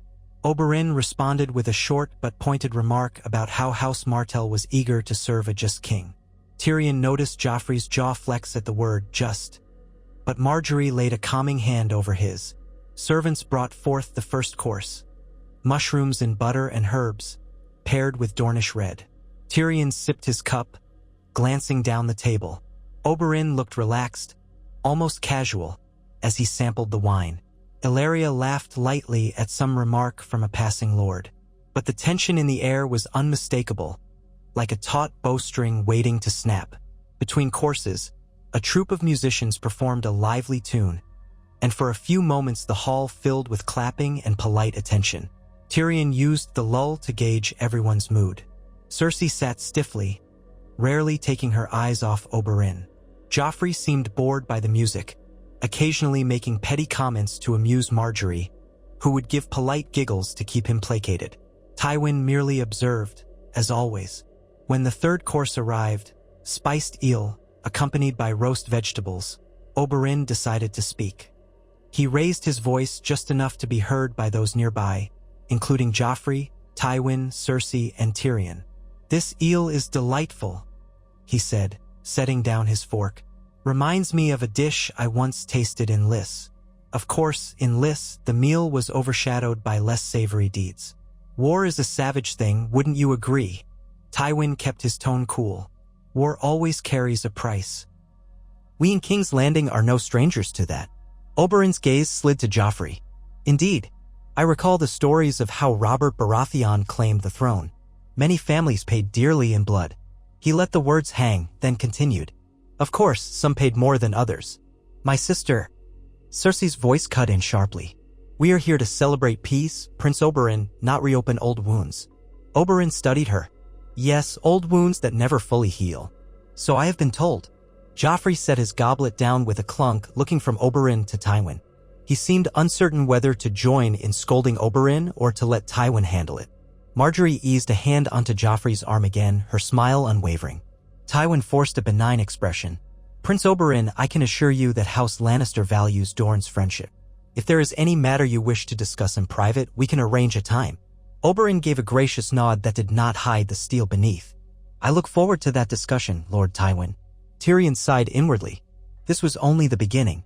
The feast continued through more courses, succulent capons with lemon sauce, peppery Dornish peppers stuffed with cheese, racks of lamb rubbed with garlic and thyme.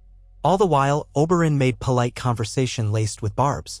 He complimented Marjorie's gown, praised Sansa's beauty with a gentleman's courtesy, inquired whether Jaime Lannister still held the title of the Kingslayer or if a new name was more appropriate. Jaime, for his part, said little, simply glowering at the jibes. Cersei drank more wine than usual, though she tried to hide it. At one point, Tyrion found himself in conversation with Ellaria. She studied him with frank curiosity. They say you are the cleverest Lannister, Lord Tyrion. He sipped his wine. Some say many things, my lady. Not all are true. She cocked her head. But you are the one who truly rules the city, yes? King Joffrey is, you know. Tyrion let out a soft laugh. He is the king. I am merely the master of coin, scurrying about with ledgers and sums. Ellaria's eyes sparkled. And yet you orchestrate these feasts, you ensure the city remains fed, you keep the peace with Dorne. Perhaps you undersell yourself. He decided not to argue. You may be right that Joffrey doesn't bother himself with details. But that's hardly unique among monarchs. She took a slow sip of wine. In Dorne, we tend to see things differently. A ruler must mind the details or else lose the respect of the people. My prince is quite attentive to detail. Tyrion inclined his head, acknowledging the subtle hint. Oberyn was not one to forget or dismiss details like who killed his sister. There was no escaping the conversation. I'm sure we'll have much to discuss in the coming days, was all Tyrion said in reply. By the time the final course arrived, a display of sweet pastries shaped like roses and suns, Joffrey was yawning dramatically. He rose to his feet, ignoring any protocol that might have him wait for others to finish. I'm bored, he announced. This feast is too tame. Perhaps we should have arranged some entertainment with swords. Marjorie tried to soothe him. My love, we have dancers coming. They'll perform a new routine to celebrate it. But Joffrey cut her off. Dancers? How tedious. He cast a disdainful look around. I'm retiring. If any of you wish to remain and talk about ancient murders, be my guest. With a sneer, he strode out, followed hastily by a few Kingsguard. Marjorie shot an apologetic glance to the assembled guests, then followed him, her ladies trailing. Tyrion sighed to himself. The king's abrupt exit was hardly surprising, but it left the remainder of the hall in an awkward hush. Tywin stood next, offering a curt bow to the crowd. Pray continue to enjoy the feast. I have matters to attend to. The symbolic meaning was clear. The official portion of the evening was over. Courtiers would linger, exchanging polite pleasantries while the highest lords took their leave. Cersei glided away with her retinue, leaving Jaime and a handful of others to navigate the awkward aftertaste. Oberyn, however, did not depart. He lingered at the table with Ellaria, sipping more wine. Tyrion watched from the corner of his eye, suspecting the prince might be waiting for a private word. Indeed, after some time, Oberyn's gaze found Tyrion, and he gestured subtly for him to come closer. Taking a breath, Tyrion walked over, nodding in greeting. Prince Oberyn. Oberyn tilted his head, swirling the wine in his cup. Lord Tyrion, you are known to be a man of reason, are you not? I try to be, Tyrion replied. Ellaria chimed in softly, he tries, yes. Better than most Lannisters, or so they say. Oberyn set his cup down. I have no quarrel with you, Tyrion. You were but a child when my sister was raped and murdered. Yet you bear the name of the man who commanded it. Tyrion's spine stiffened. He met Oberyn's gaze. If you're asking whether I had any part in those atrocities, I did not. If you're asking whether House Lannister bears responsibility, that is more complicated. Is it? Oberyn asked, voice calm. Elia was innocent. She had no claim to the throne beyond her marriage to Rhaegar Targaryen. Yet Tywin Lannister allowed Ser Gregor to, he trailed off, rage flickering in his eyes. I want justice. Tyrion spoke carefully. Justice can mean many things. For some, it's retribution. For others, restitution. Oberyn gave a short laugh. Restitution? Gold in exchange for my sister's life? She was a princess of Dorne. You think we starve for coin? No, Tyrion conceded quietly. I think you starve for truth and for recognition of the crime.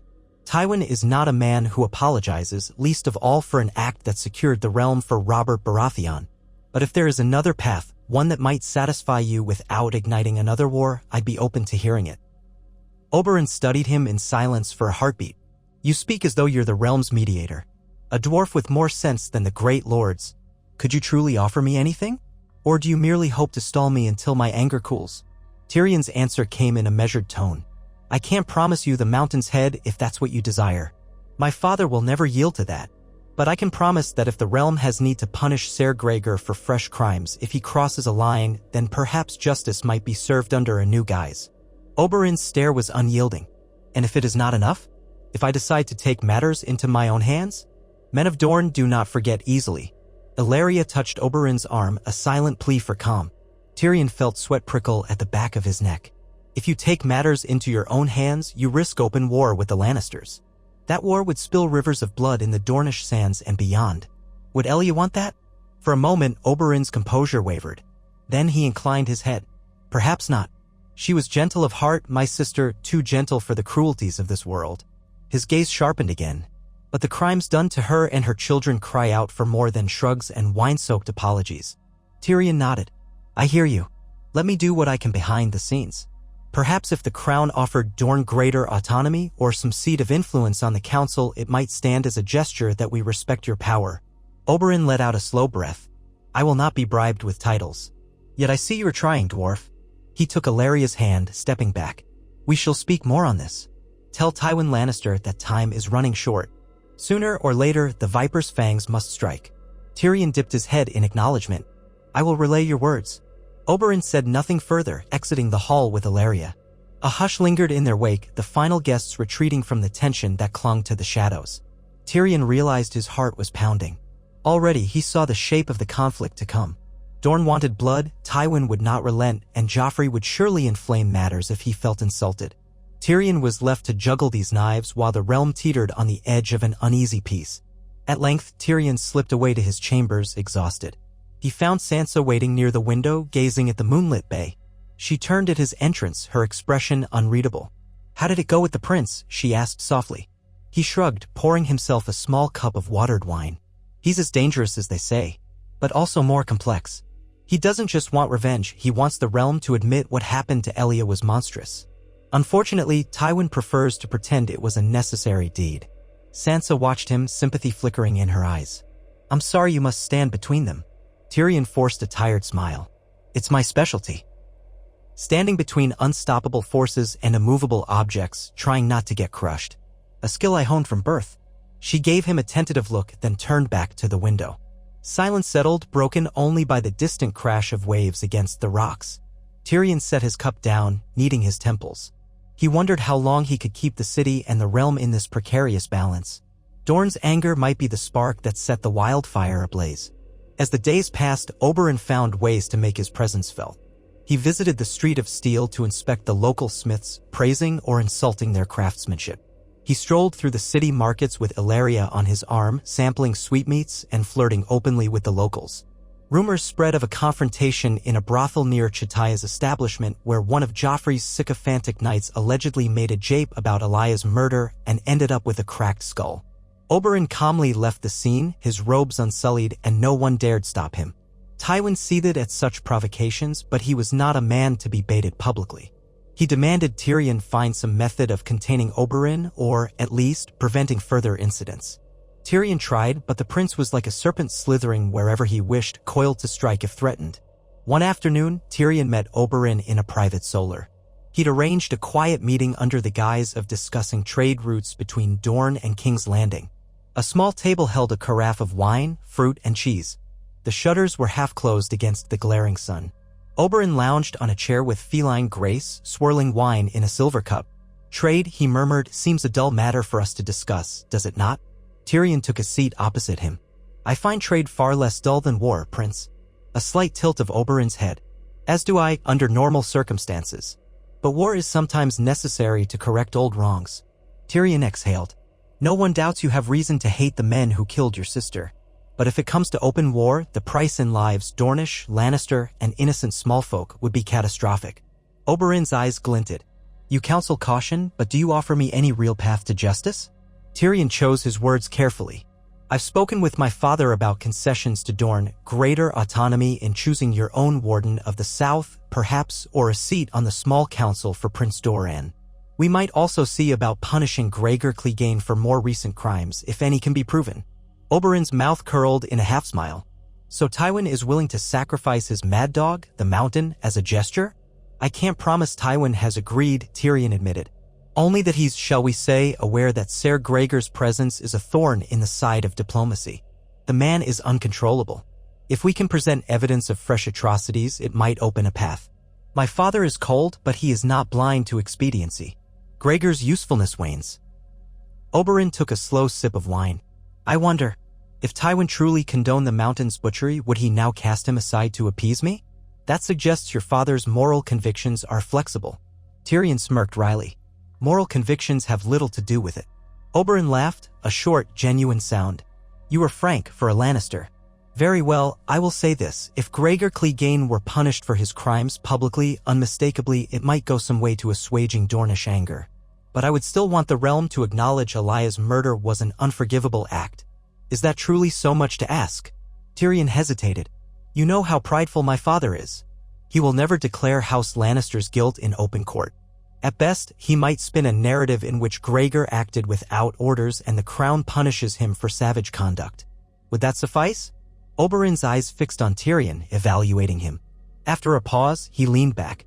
If the punishment is severe execution or something akin, and if the rest of your court does not insult our intelligence by praising Tywin's mercy, I might consider it a first step.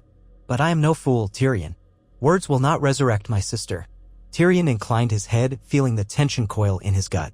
They were dancing on a razor's edge of political possibility. I'll speak with my father again. But be aware, Cersei, Joffrey, many in the court will resist any attempt to appease you. We must move carefully. Oberyn set his cup aside. Do what you can.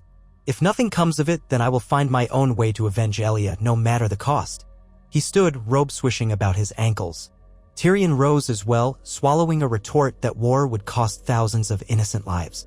Oberyn gave him a last, cool glance, then departed without another word. When the door closed, Tyrion let out a slow breath, running a hand through his hair. How could he convince Tywin to let the mountain fall? Gregor was a monstrous force, but Tywin had used him to terrorize the Riverlands, to break the Tullus, to carve a path for Lannister victory. Perhaps Tywin might be persuaded that Gregor was more of a liability now.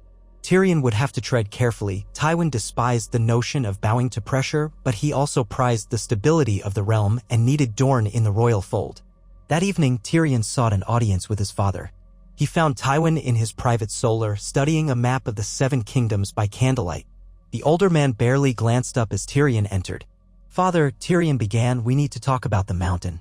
Oberyn will not rest unless Gregor is punished. Tywin set a quill down, looking mildly impatient. The Mountain is a loyal soldier who has served our interests. Tyrion gave a dry laugh. Loyal in the sense that he butchers whom you point him at. But now that we have peace, he's become an embarrassment. He's committed enough atrocities to fill a sept's worth of confessionals. If we continue to shield him, Dorne may well rebel. Tywin's mouth tightened. Dorne will not rebel so long as Prince Doran rules. He is a cautious man. Cautious, yes, but Oberyn is here, stirring discontent. If he leaves King's Landing unsatisfied, the Martells may unite behind him. Or he could do something rash while he's still in the city, challenge Gregor in a trial by combat, for instance, or kill him in the streets and spark a bloodbath. Tywin's gaze returned to the map. A trial by combat. An interesting notion. If Oberyn demanded it, we could hardly refuse under the laws of gods and men. Let them fight, and if Oberyn wins, so be it. If Gregor wins, that ends the matter. Tyrion blinked. And risk turning a solemn proceeding into a spectacle of vengeance? You'd allow the city to watch the Red Viper battle the Mountain to the death? That could easily backfire. Tywin gave a faint shrug. It's within the law. The Mountain might well kill Oberyn. I doubt the Martells would quietly accept that, but it would remove a troublemaker. Conversely, if Oberyn prevails, Gregor is out of our hair. In either case, House Lannister can claim neutrality that we merely followed custom. Tyrion stared at his father. So you would gamble on the outcome of a duel rather than arrange a quieter solution? Tywin's eyes flicked up. What quieter solution do you propose? Execute Gregor in secret? Let him vanish? That would be seen as a confession of guilt? The realm would talk, and I gain nothing but scorn for sacrificing a loyal bannerman. No. If Oberyn wants Gregor's blood, let him earn it publicly in a recognized fashion. Trial by combat is the cleanest route. Tyrion's stomach twisted. But you must realize how precarious that is. Oberyn is a famed warrior, but Gregor is a fearsome brute. Either man could die, and either outcome could throw the realm into turmoil. Tywin's face was impassive. War always involves risk. We did not become the most powerful house by cowering from it. Speak to Oberyn if you wish. If he demands justice for Elia, tell him to bring formal charges against Gregor Clegane. We will allow a trial by combat. If the gods favor him, he shall have his justice. If not, the matter is ended. Tyrion realized he was clenching his fists at his sides. In the original course of events, this had led to Oberyn's tragic death when he faced Gregor to champion Tyrion in a trial for Joffrey's murder. Now, the circumstances were different. No one was accusing Tyrion, but Oberyn's aim was the same, to kill the Mountain for what he had done. And Tywin was all but offering him a stage to try. It was a cold, cunning solution typical of Tywin. It might well avert open war, letting chance decide the outcome. Or, if Oberyn fell, it might provoke Dorne's fury. But perhaps Tywin believed that with Oberyn dead, Prince Dorne would not seek vengeance. Tyrion wondered if Oberyn recognized the trap. Maybe he wouldn't care, so long as he had a chance to face Gregor. He swallowed. Father, if the duel goes poorly, we could have a diplomatic crisis on our hands. Tywin shook his head. If the Red Viper is fool enough to challenge the Mountain, he must accept the risk of losing. That is how trial by combat works. He waved a dismissive hand. Set the stage. Let Oberyn commit to it if he dares. Now leave me, I have other matters to attend. Tyrion walked out, his mind spinning. Part of him wanted to warn Oberyn that Tywin was deliberately goading him into a fight. Another part sensed that Oberyn might relish the chance. He had said he wanted justice, and if a trial by combat gave him a shot at killing Gregor, that might be all he needed. Outside, dusk was falling over the castle. Torches flared in iron sconces, and the corridors darkened. Tyrion found himself gravitating toward the Godwood, one of the few quiet places in the Red Keep. He knew Sansa sometimes went there to pray, though the heart tree was a southern variety, not the northern weirwood she might have yearned for. But at least it offered a semblance of nature amid the stone. Indeed, he spotted Sansa's slight figure near the edge of the grove, gazing at a small pool. Moonlight slanted through the canopy. She turned at his approach, concern etched on her face. "My lord, you look troubled. Is it Oberyn again?" Tyrion nodded, exhaling. "In a manner of speaking. My father proposes letting Oberyn accuse Gregor and fight him in a trial by combat. A neat solution, too neat. If Oberyn wins, the Mountain dies. If he loses, Dorne's champion is slain." Sansa frowned. "Doesn't that risk Dorne's wrath?" "It might if Oberyn's death is perceived as orchestrated by the Lannisters. But Tywin likely assumes Prince Dorne won't plunge Dorne into war just to avenge Oberyn's choice in a formal duel. He's not entirely wrong. Dorne is cautious, perhaps too cautious for Oberyn's liking." Sansa looked away, the reflection of water dancing across her face. "This city is a pit of vipers, each waiting to strike. I often wonder if there's any goodness left." Tyrion tried to muster a reassuring tone. "There is some, I hope. Goodness in corners, in small acts. But the Game of Thrones is rarely gentle." She gave a sad nod. "I remember once dreaming of tournaments and gallant knights. I was so foolish." He felt a pang of sympathy. "You weren't foolish. You were innocent. This world has a habit of tarnishing innocence. But you still have a good heart. Cherish that." Her gaze flicked to him, then back to the water. "The good hearts seldom fare well here." They stood in silence, the night air cool against their skin. Tyrion felt an odd sense of kinship, both of them trapped in a labyrinth of power struggles. If Oberyn's challenge went forward, another storm would descend on King's Landing. The city was calm now, but the calm felt like the hush before thunder. In the following days, rumors swirled that Oberyn was indeed preparing to bring formal charges against Gregor Clegane, naming him the butcher of Elia Martell and her children, demanding the realm acknowledge the crime. Tywin's circle spread whispers that if Oberyn pressed the matter, a trial by combat would be offered.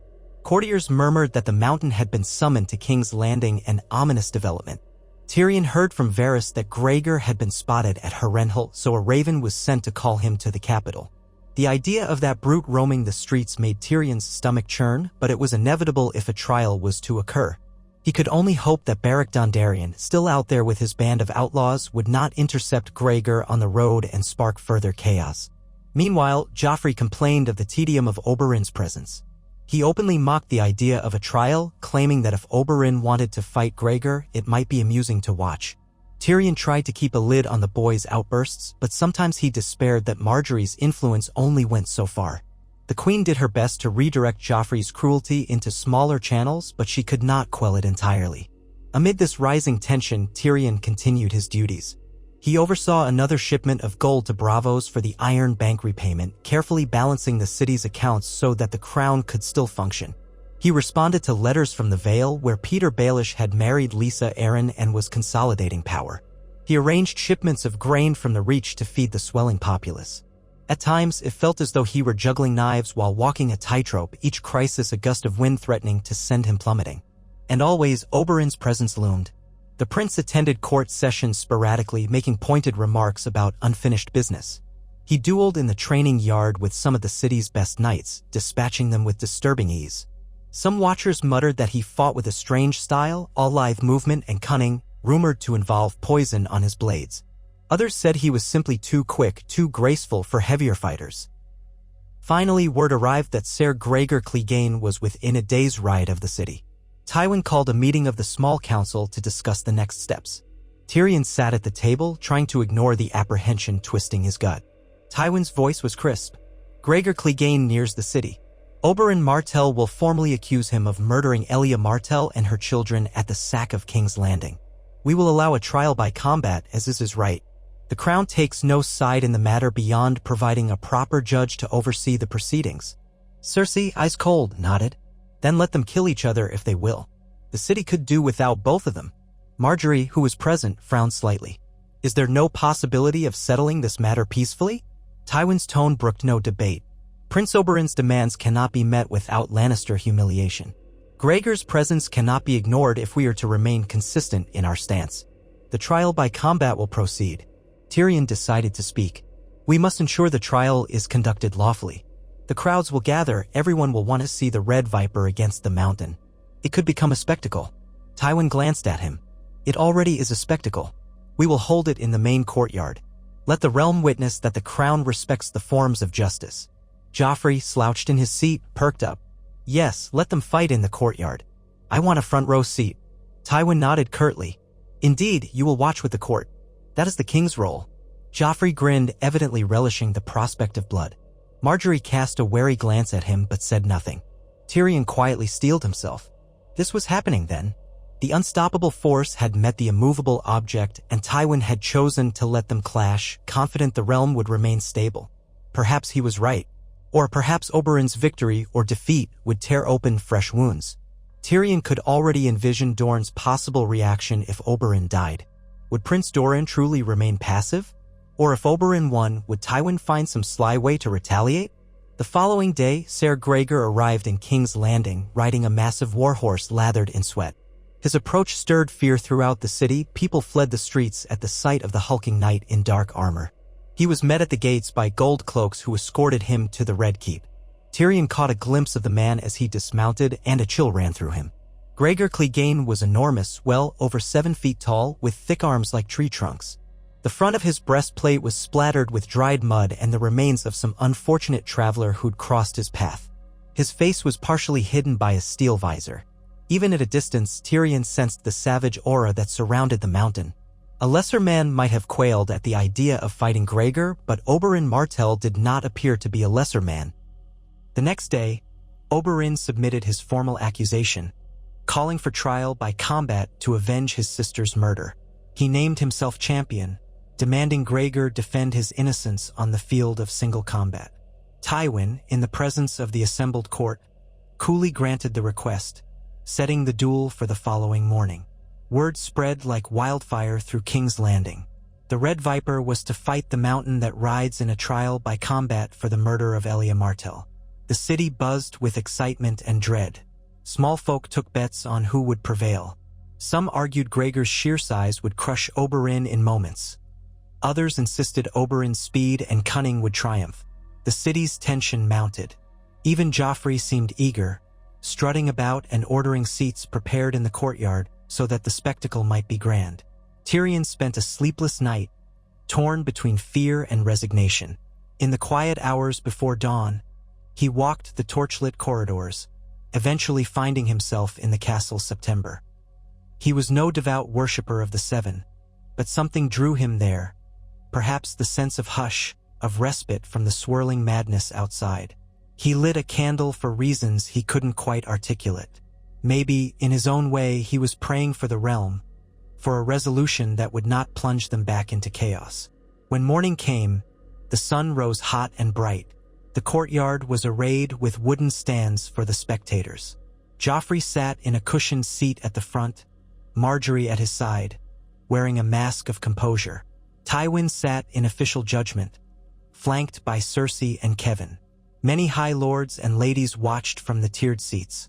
Tyrion was granted a seat near the front, alongside Sansa, who looked pale as she surveyed the spectacle. Gregor Clegane stood in the center of the courtyard in full plate armor, the steel black and unadorned, massive hands gripping a long spear, though he also had a great sword strapped to his back. Opposite him, Oberyn Martell wore no heavy armor, only a light chestplate and vambraces. The Dornish prince carried a slender spear with a wickedly barbed tip, and at his hip he wore a short sword. His expression was calm, almost serene. A hush fell over the crowd as Tywin rose to speak. "We gather here for a trial by combat, as requested by Prince Oberyn Martell, who accuses Ser Gregor Clegane of the murder of Elia Martell and her children during the sack of King's Landing. By the laws of gods and men, these two shall fight to determine guilt or innocence." He looked down at Gregor. "Do you deny these charges, Ser Gregor?" Gregor's voice rumbled behind his visor, deep and menacing. "I deny them. This man has no proof but his own words." Tywin turned to Oberyn. "Prince Oberyn, are you prepared to face Ser Gregor and abide by the outcome?" Oberyn inclined his head, lips curling. "I am." Tywin gave a sharp nod. "Then begin." A sudden stillness held the courtyard. The mountain hefted his spear and charged forward without ceremony, like a bull seeing red. Oberyn sidestepped, his movements fluid. He spun his own spear in a graceful arc, aiming for Gregor's side, but the mountain deflected it with a brute sweep of his weapon. The clash of steel rang out, echoing off the stone walls. For several heartbeats, they tested each other. Gregor slashed with unstoppable force, each blow powerful enough to knock an ordinary knight senseless. Oberyn danced away, his spear flicking at gaps in Gregor's armor. Tyrion watched with bated breath. Every time Gregor lunged, Oberyn slipped aside, the red sun of House Martell embroidered on his robe swirling like a flame. The crowd gasped at Oberyn's speed. He circled Gregor, jabbing low, forcing the giant to turn repeatedly. Gregor growled curses, smashing aside crates that had been set near the field, scattering them in splinters. At one point, Oberyn's spear tip scraped along Gregor's visor, drawing sparks and a low snarl. Then Gregor slammed the butt of his spear into the ground, pivoting with surprising agility for a man his size. He lunged, nearly catching Oberyn off balance. Oberyn twisted, the blow scything past him by inches. But Gregor seized the chance to kick at Oberyn's legs. The Dornish prince stumbled, regaining his footing at the last moment. The crowd roared. Tyrion's heart clenched. Oberyn hissed something in High Valyrian, an insult or a prayer, Tyrion couldn't tell, and pressed forward again. His spear feinted once, twice, and on the third thrust, he landed a shallow cut on Gregor's unarmored thigh gap. Blood welled. Gregor grunted, swinging his spear in a punishing arc, but Oberyn ducked. The advantage of speed was with him, so long as he avoided a direct hit. For several more exchanges, Oberyn picked at Gregor's defenses, landing small cuts at the seams of the armor. Gregor's rage mounted, his breathing growing harsh. Oberyn began to taunt him, chanting, "You raped her. You murdered her. You killed her children." The words carried across the courtyard, each phrase a lash at Gregor's mind. A tremor of recognition went through the crowd. Tyrion saw Cersei's face blanch, Tywin's features go rigid. Gregor roared, charging again, ignoring the blood dripping down his leg. Oberyn spun away, letting the mountain stumble past. He jabbed the spear deep into Gregor's side, between the plates. Gregor howled and ripped the weapon free, snapping the shaft. Now Oberyn had only a jagged spear tip on a shortened pole. Gregor's massive frame swayed, blood darkening the steel of his armor. The crowd roared louder. Joffrey leaned forward, eyes gleaming with sadistic excitement. Sansa clutched Tyrion's arm, trembling. Tyrion himself could barely breathe. It looked as though Oberyn might have the upper hand. Then Gregor threw his broken spear aside, drawing the huge great sword from his back with a savage scrape of steel. He swung it in a broad arc that forced Oberyn to leap back. The mountain pressed forward, each blow shaking the ground, determined to kill before he succumbed to blood loss. Oberyn gave ground, still quick, but the courtyard did not offer infinite space. Oberyn ducked a ferocious overhead strike, stabbing at Gregor's arm, but Gregor twisted, letting the blade clang off a pauldron. With inhuman strength, the giant whipped around, slamming into Oberyn with his full bulk. Oberyn, half off balance, went down onto one knee. The crowd gasped. In a flash, Oberyn's short spear tip slashed upward, scoring a deep cut in Gregor's side. But Gregor bore the pain with a guttural roar. He brought his mailed fist down on Oberyn's shoulder. Bone crunched. Oberyn cried out. Yet Oberyn's left hand shot forward, driving a small blade, perhaps the hidden short sword, into the gap under Gregor's arm. Tyrion saw the blade sink deep. Gregor staggered, but his momentum carried him into Oberyn. With a surge of violence, he clasped both hands on Oberyn's head and heaved the prince up with monstrous power. Oberyn's spear tip clattered away. Tyrion's breath caught. Gregor was badly wounded, blood pouring from multiple gashes, but he was still on his feet, fueled by raw fury. He bellowed, "Elia Martell. I killed her, yes. I smashed her head in." He yanked Oberyn close, as if to crush him, but as the giant's arms flexed, Oberyn twisted violently with the last of his strength. A glint of steel, a hidden dagger, flashed in Oberyn's free hand, plunging into Gregor's exposed neck below the visor. A strangled howl erupted from Gregor, his grip on Oberyn faltering. He tried to crush Oberyn's skull, but his movements jerked convulsively. Oberyn managed to wrench free, though the mountain's gauntlet left bloody scrapes across his scalp. Gregor's sword clattered to the ground. For a heartbeat, the two men stood face to face, bloodied and trembling. Then Gregor sagged, his enormous body giving out. He collapsed onto the stones with a crash that reverberated through the courtyard. Oberyn staggered back, one arm dangling at an odd angle, likely broken. His face was spattered in gore, but he was alive, breath ragged. A stunned hush enveloped the courtyard. None could believe that the mountain had fallen. For a moment, it looked as though Oberyn might collapse as well, but he remained standing, swaying. Then a roar of voices burst from the stands. Some cheered, others wailed. Joffrey looked almost disappointed, his mouth hanging open. Tywin stood abruptly, face like granite. A group of Dornish guards rushed forward to catch Oberyn before he could topple. Gregor lay unmoving, blood pooling around his armored frame. Tyrion realized he was shaking, adrenaline coursing through him. The Red Viper had triumphed. Gregor Clegane was dead or near enough to it if those wounds did not kill him outright. Tywin raised his voice over the clamor. Silence. The courtyard slowly quieted, the crowd's cries diminishing. Tywin's expression was forbidding. By the laws of gods and men, the champion of House Martell has prevailed. Ser Gregor is found guilty of the murder of Elia Martell and her children. Let it be known that justice has been served. Those words, stiffly delivered, seemed to weigh heavily in the air. Oberyn, gritting his teeth against pain, forced a grim smile. Ilaria Sand ran to his side, tears of relief in her eyes. Some in the crowd cheered for Oberyn, though many looked on in shock. Tyrion's gaze flicked to Joffrey, who appeared uncertain what to say or do. Margaery placed a calming hand on the king's arm, whispering something to keep him from throwing a tantrum. Cersei's face was drained of color, her nails digging into her palms. Kevin stared in dismay at the fallen giant. Jaime, standing to the side, had a conflicted expression as if torn between horror and a certain resigned acceptance.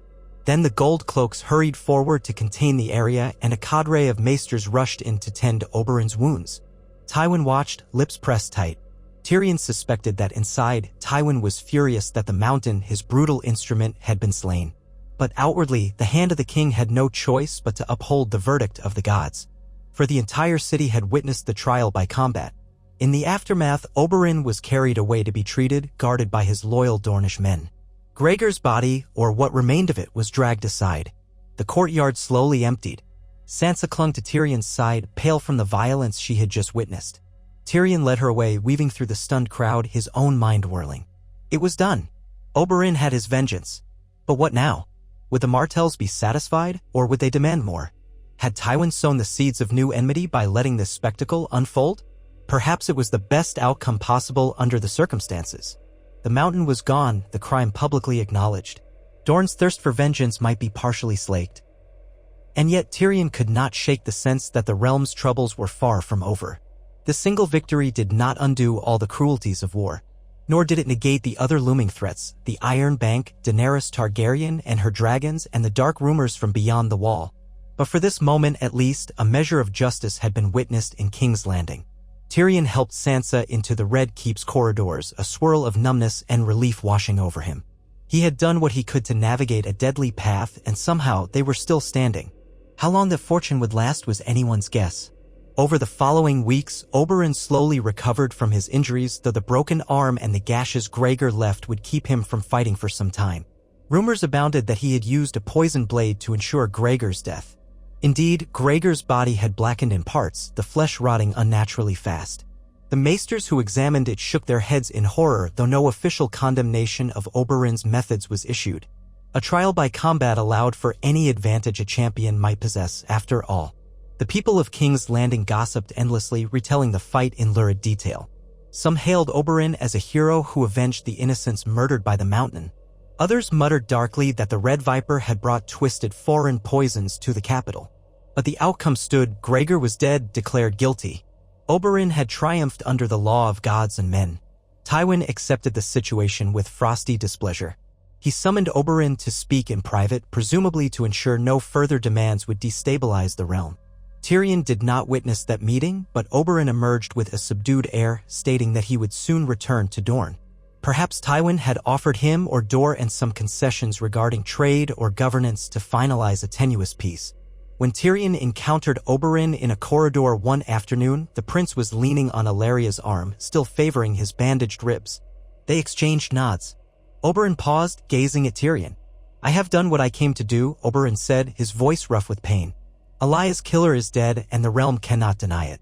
Tyrion gave a respectful dip of his head. "May it bring you and Dorne some measure of peace." Oberyn's dark eyes flicked with a hint of melancholy. "Peace? Perhaps. It won't bring my sister back, but I trust you see that justice can be more than a pretty word. Farewell, Lord Tyrion." Illyria smiled gently at Tyrion before guiding Oberyn away. Tyrion watched them go, feeling oddly relieved and yet uneasy. Oberyn had won, but the memory of that savage fight left a pall over the Red Keep. Even though the realm had avoided outright war with Dorne, the lines of cruelty and vengeance were etched deeper into everyone's hearts.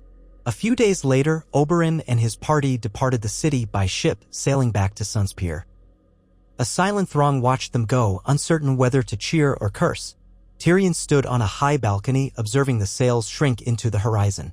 Sansa appeared beside him, looking out at the same scene. "So he leaves," she murmured, "with blood repaid in blood." Tyrion nodded. "Yes. The city remains standing. For now, that's a kind of victory." She clasped her hands. Do you think anything truly changes, though? Or will we just go on the same way with new wars, new vendettas?" Tyrion let out a slow breath. "I'd like to believe that justice, however flawed, can shape the realm's future. But I've lived too long among the great lords to be certain. Still, we can try to guide the realm towards something better." Sansa listened, a soft sadness in her eyes. Then she turned away from the sea, walking back into the castle. Tyrion lingered at the parapet, the wind ruffling his hair. Below, the city churned with life, markets, taverns, families scraping to survive. They had no notion of the intricacies of power. They only felt its ripple effects: better or worse harvests, safer or more dangerous streets, lower or higher bread prices. Tyrion's efforts as master of coin had stabilized finances, fed the poor. Now he wondered how he might continue without the shadow of the Mountain's brutality looming over them. In the days that followed, King's Landing settled into an uneasy routine once more. Margaery resumed her charitable works, handing out bread in the poorest districts. Joffrey discovered a new diversion, ordering the construction of a row of statues depicting his great victories, all illusions, of course, and tormenting small folk who dared to question their cost. Cersei schemed in hushed corners, eyeing Tyrion with undiminished suspicion. Tywin oversaw the realm's broader concerns, writing letters to the Boltons in the north, to the Freys in the Riverlands, reinforcing the patchwork alliances that held the kingdom together. Jaime trained with his left hand, improving by small increments, though he still wrestled with frustration over the loss of his famed swordsmanship. Tyrion remained the quiet center of many responsibilities.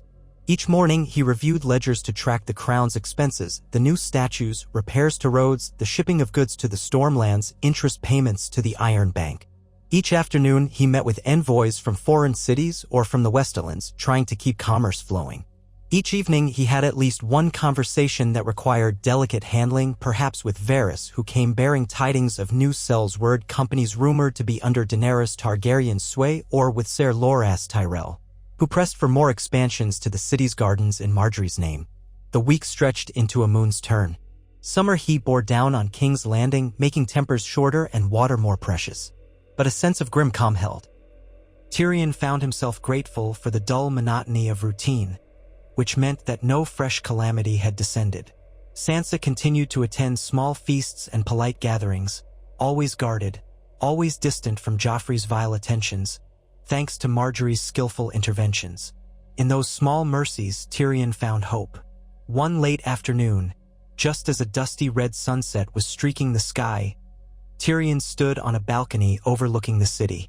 He watched the thousands of tiled rooftops, the winding alleys, the glimmer of the Blackwater Bay. A thought crept through his mind. In another life, had Joffrey been poisoned on his wedding day, Tyrion would have been falsely accused, forced to endure a trial that might have ended in his own death. Sansa might have fled the city, lost in the chaos. Tywin's hold on power might have fractured. Would the realm have been better or worse for it? Impossible to say, but as things stood now, Tyrion was still free, still working to keep the realm from falling into ruin, and Joffrey still sat the throne, cruel but contained for the moment. Podrick found him, bearing a message from the Iron Bank that required urgent attention. Tyrion sighed and took the parchment. Another day, another crisis averted or delayed. He glanced at the horizon, where the sun had almost disappeared, casting the world into a purplish half-light. Then he turned and went inside, walking to his solar, penning new letters, balancing new sums. The smallest of men, forging the biggest deals, in a city that never truly slept. That night, as he finally retired to his chamber, his thoughts drifted to what new challenges lay ahead. The victory over Gregor might have satisfied Dorne, but the Tyrells had their own ambitions. The Boltons were consolidating the north, and the Targaryen girl in Meereen might yet find her way across the sea with dragons at her back. The White Walkers, if they truly existed, could sweep down from the far north. Still, Tyrion found a curious strength in the knowledge that he had survived so much. There was no shortage of enemies or intrigues in Westeros, but he would face them one by one, using wit where others used brute force. He snuffed the last candle and lay on his bed, letting the shadows enclose him. Tomorrow, he would negotiate with the new Braavosi envoy, or quell Joffrey's next tantrum, or find a solution for the rising price of grain. In a city built on precarious illusions, Tyrion Lannister would keep juggling, keep weaving deals, keep guiding the realm toward a fragile stability, even if it meant he walked forever on a knife's edge. For he was the imp, the dwarf who understood that sometimes the smallest man could shape the largest events, if only he could keep his head long enough to do so. He closed his eyes. The sounds of King's Landing drifted up from below. Distant shouts, barking dogs, the clang of a night watchman's bell. Somewhere in the labyrinth of streets, ordinary people slept or prayed or made love. The realm endured, battered but alive, and Tyrion was still here, unaccused, unbroken, ever watchful. And in that moment, brief as a candle's flicker, he felt almost at peace.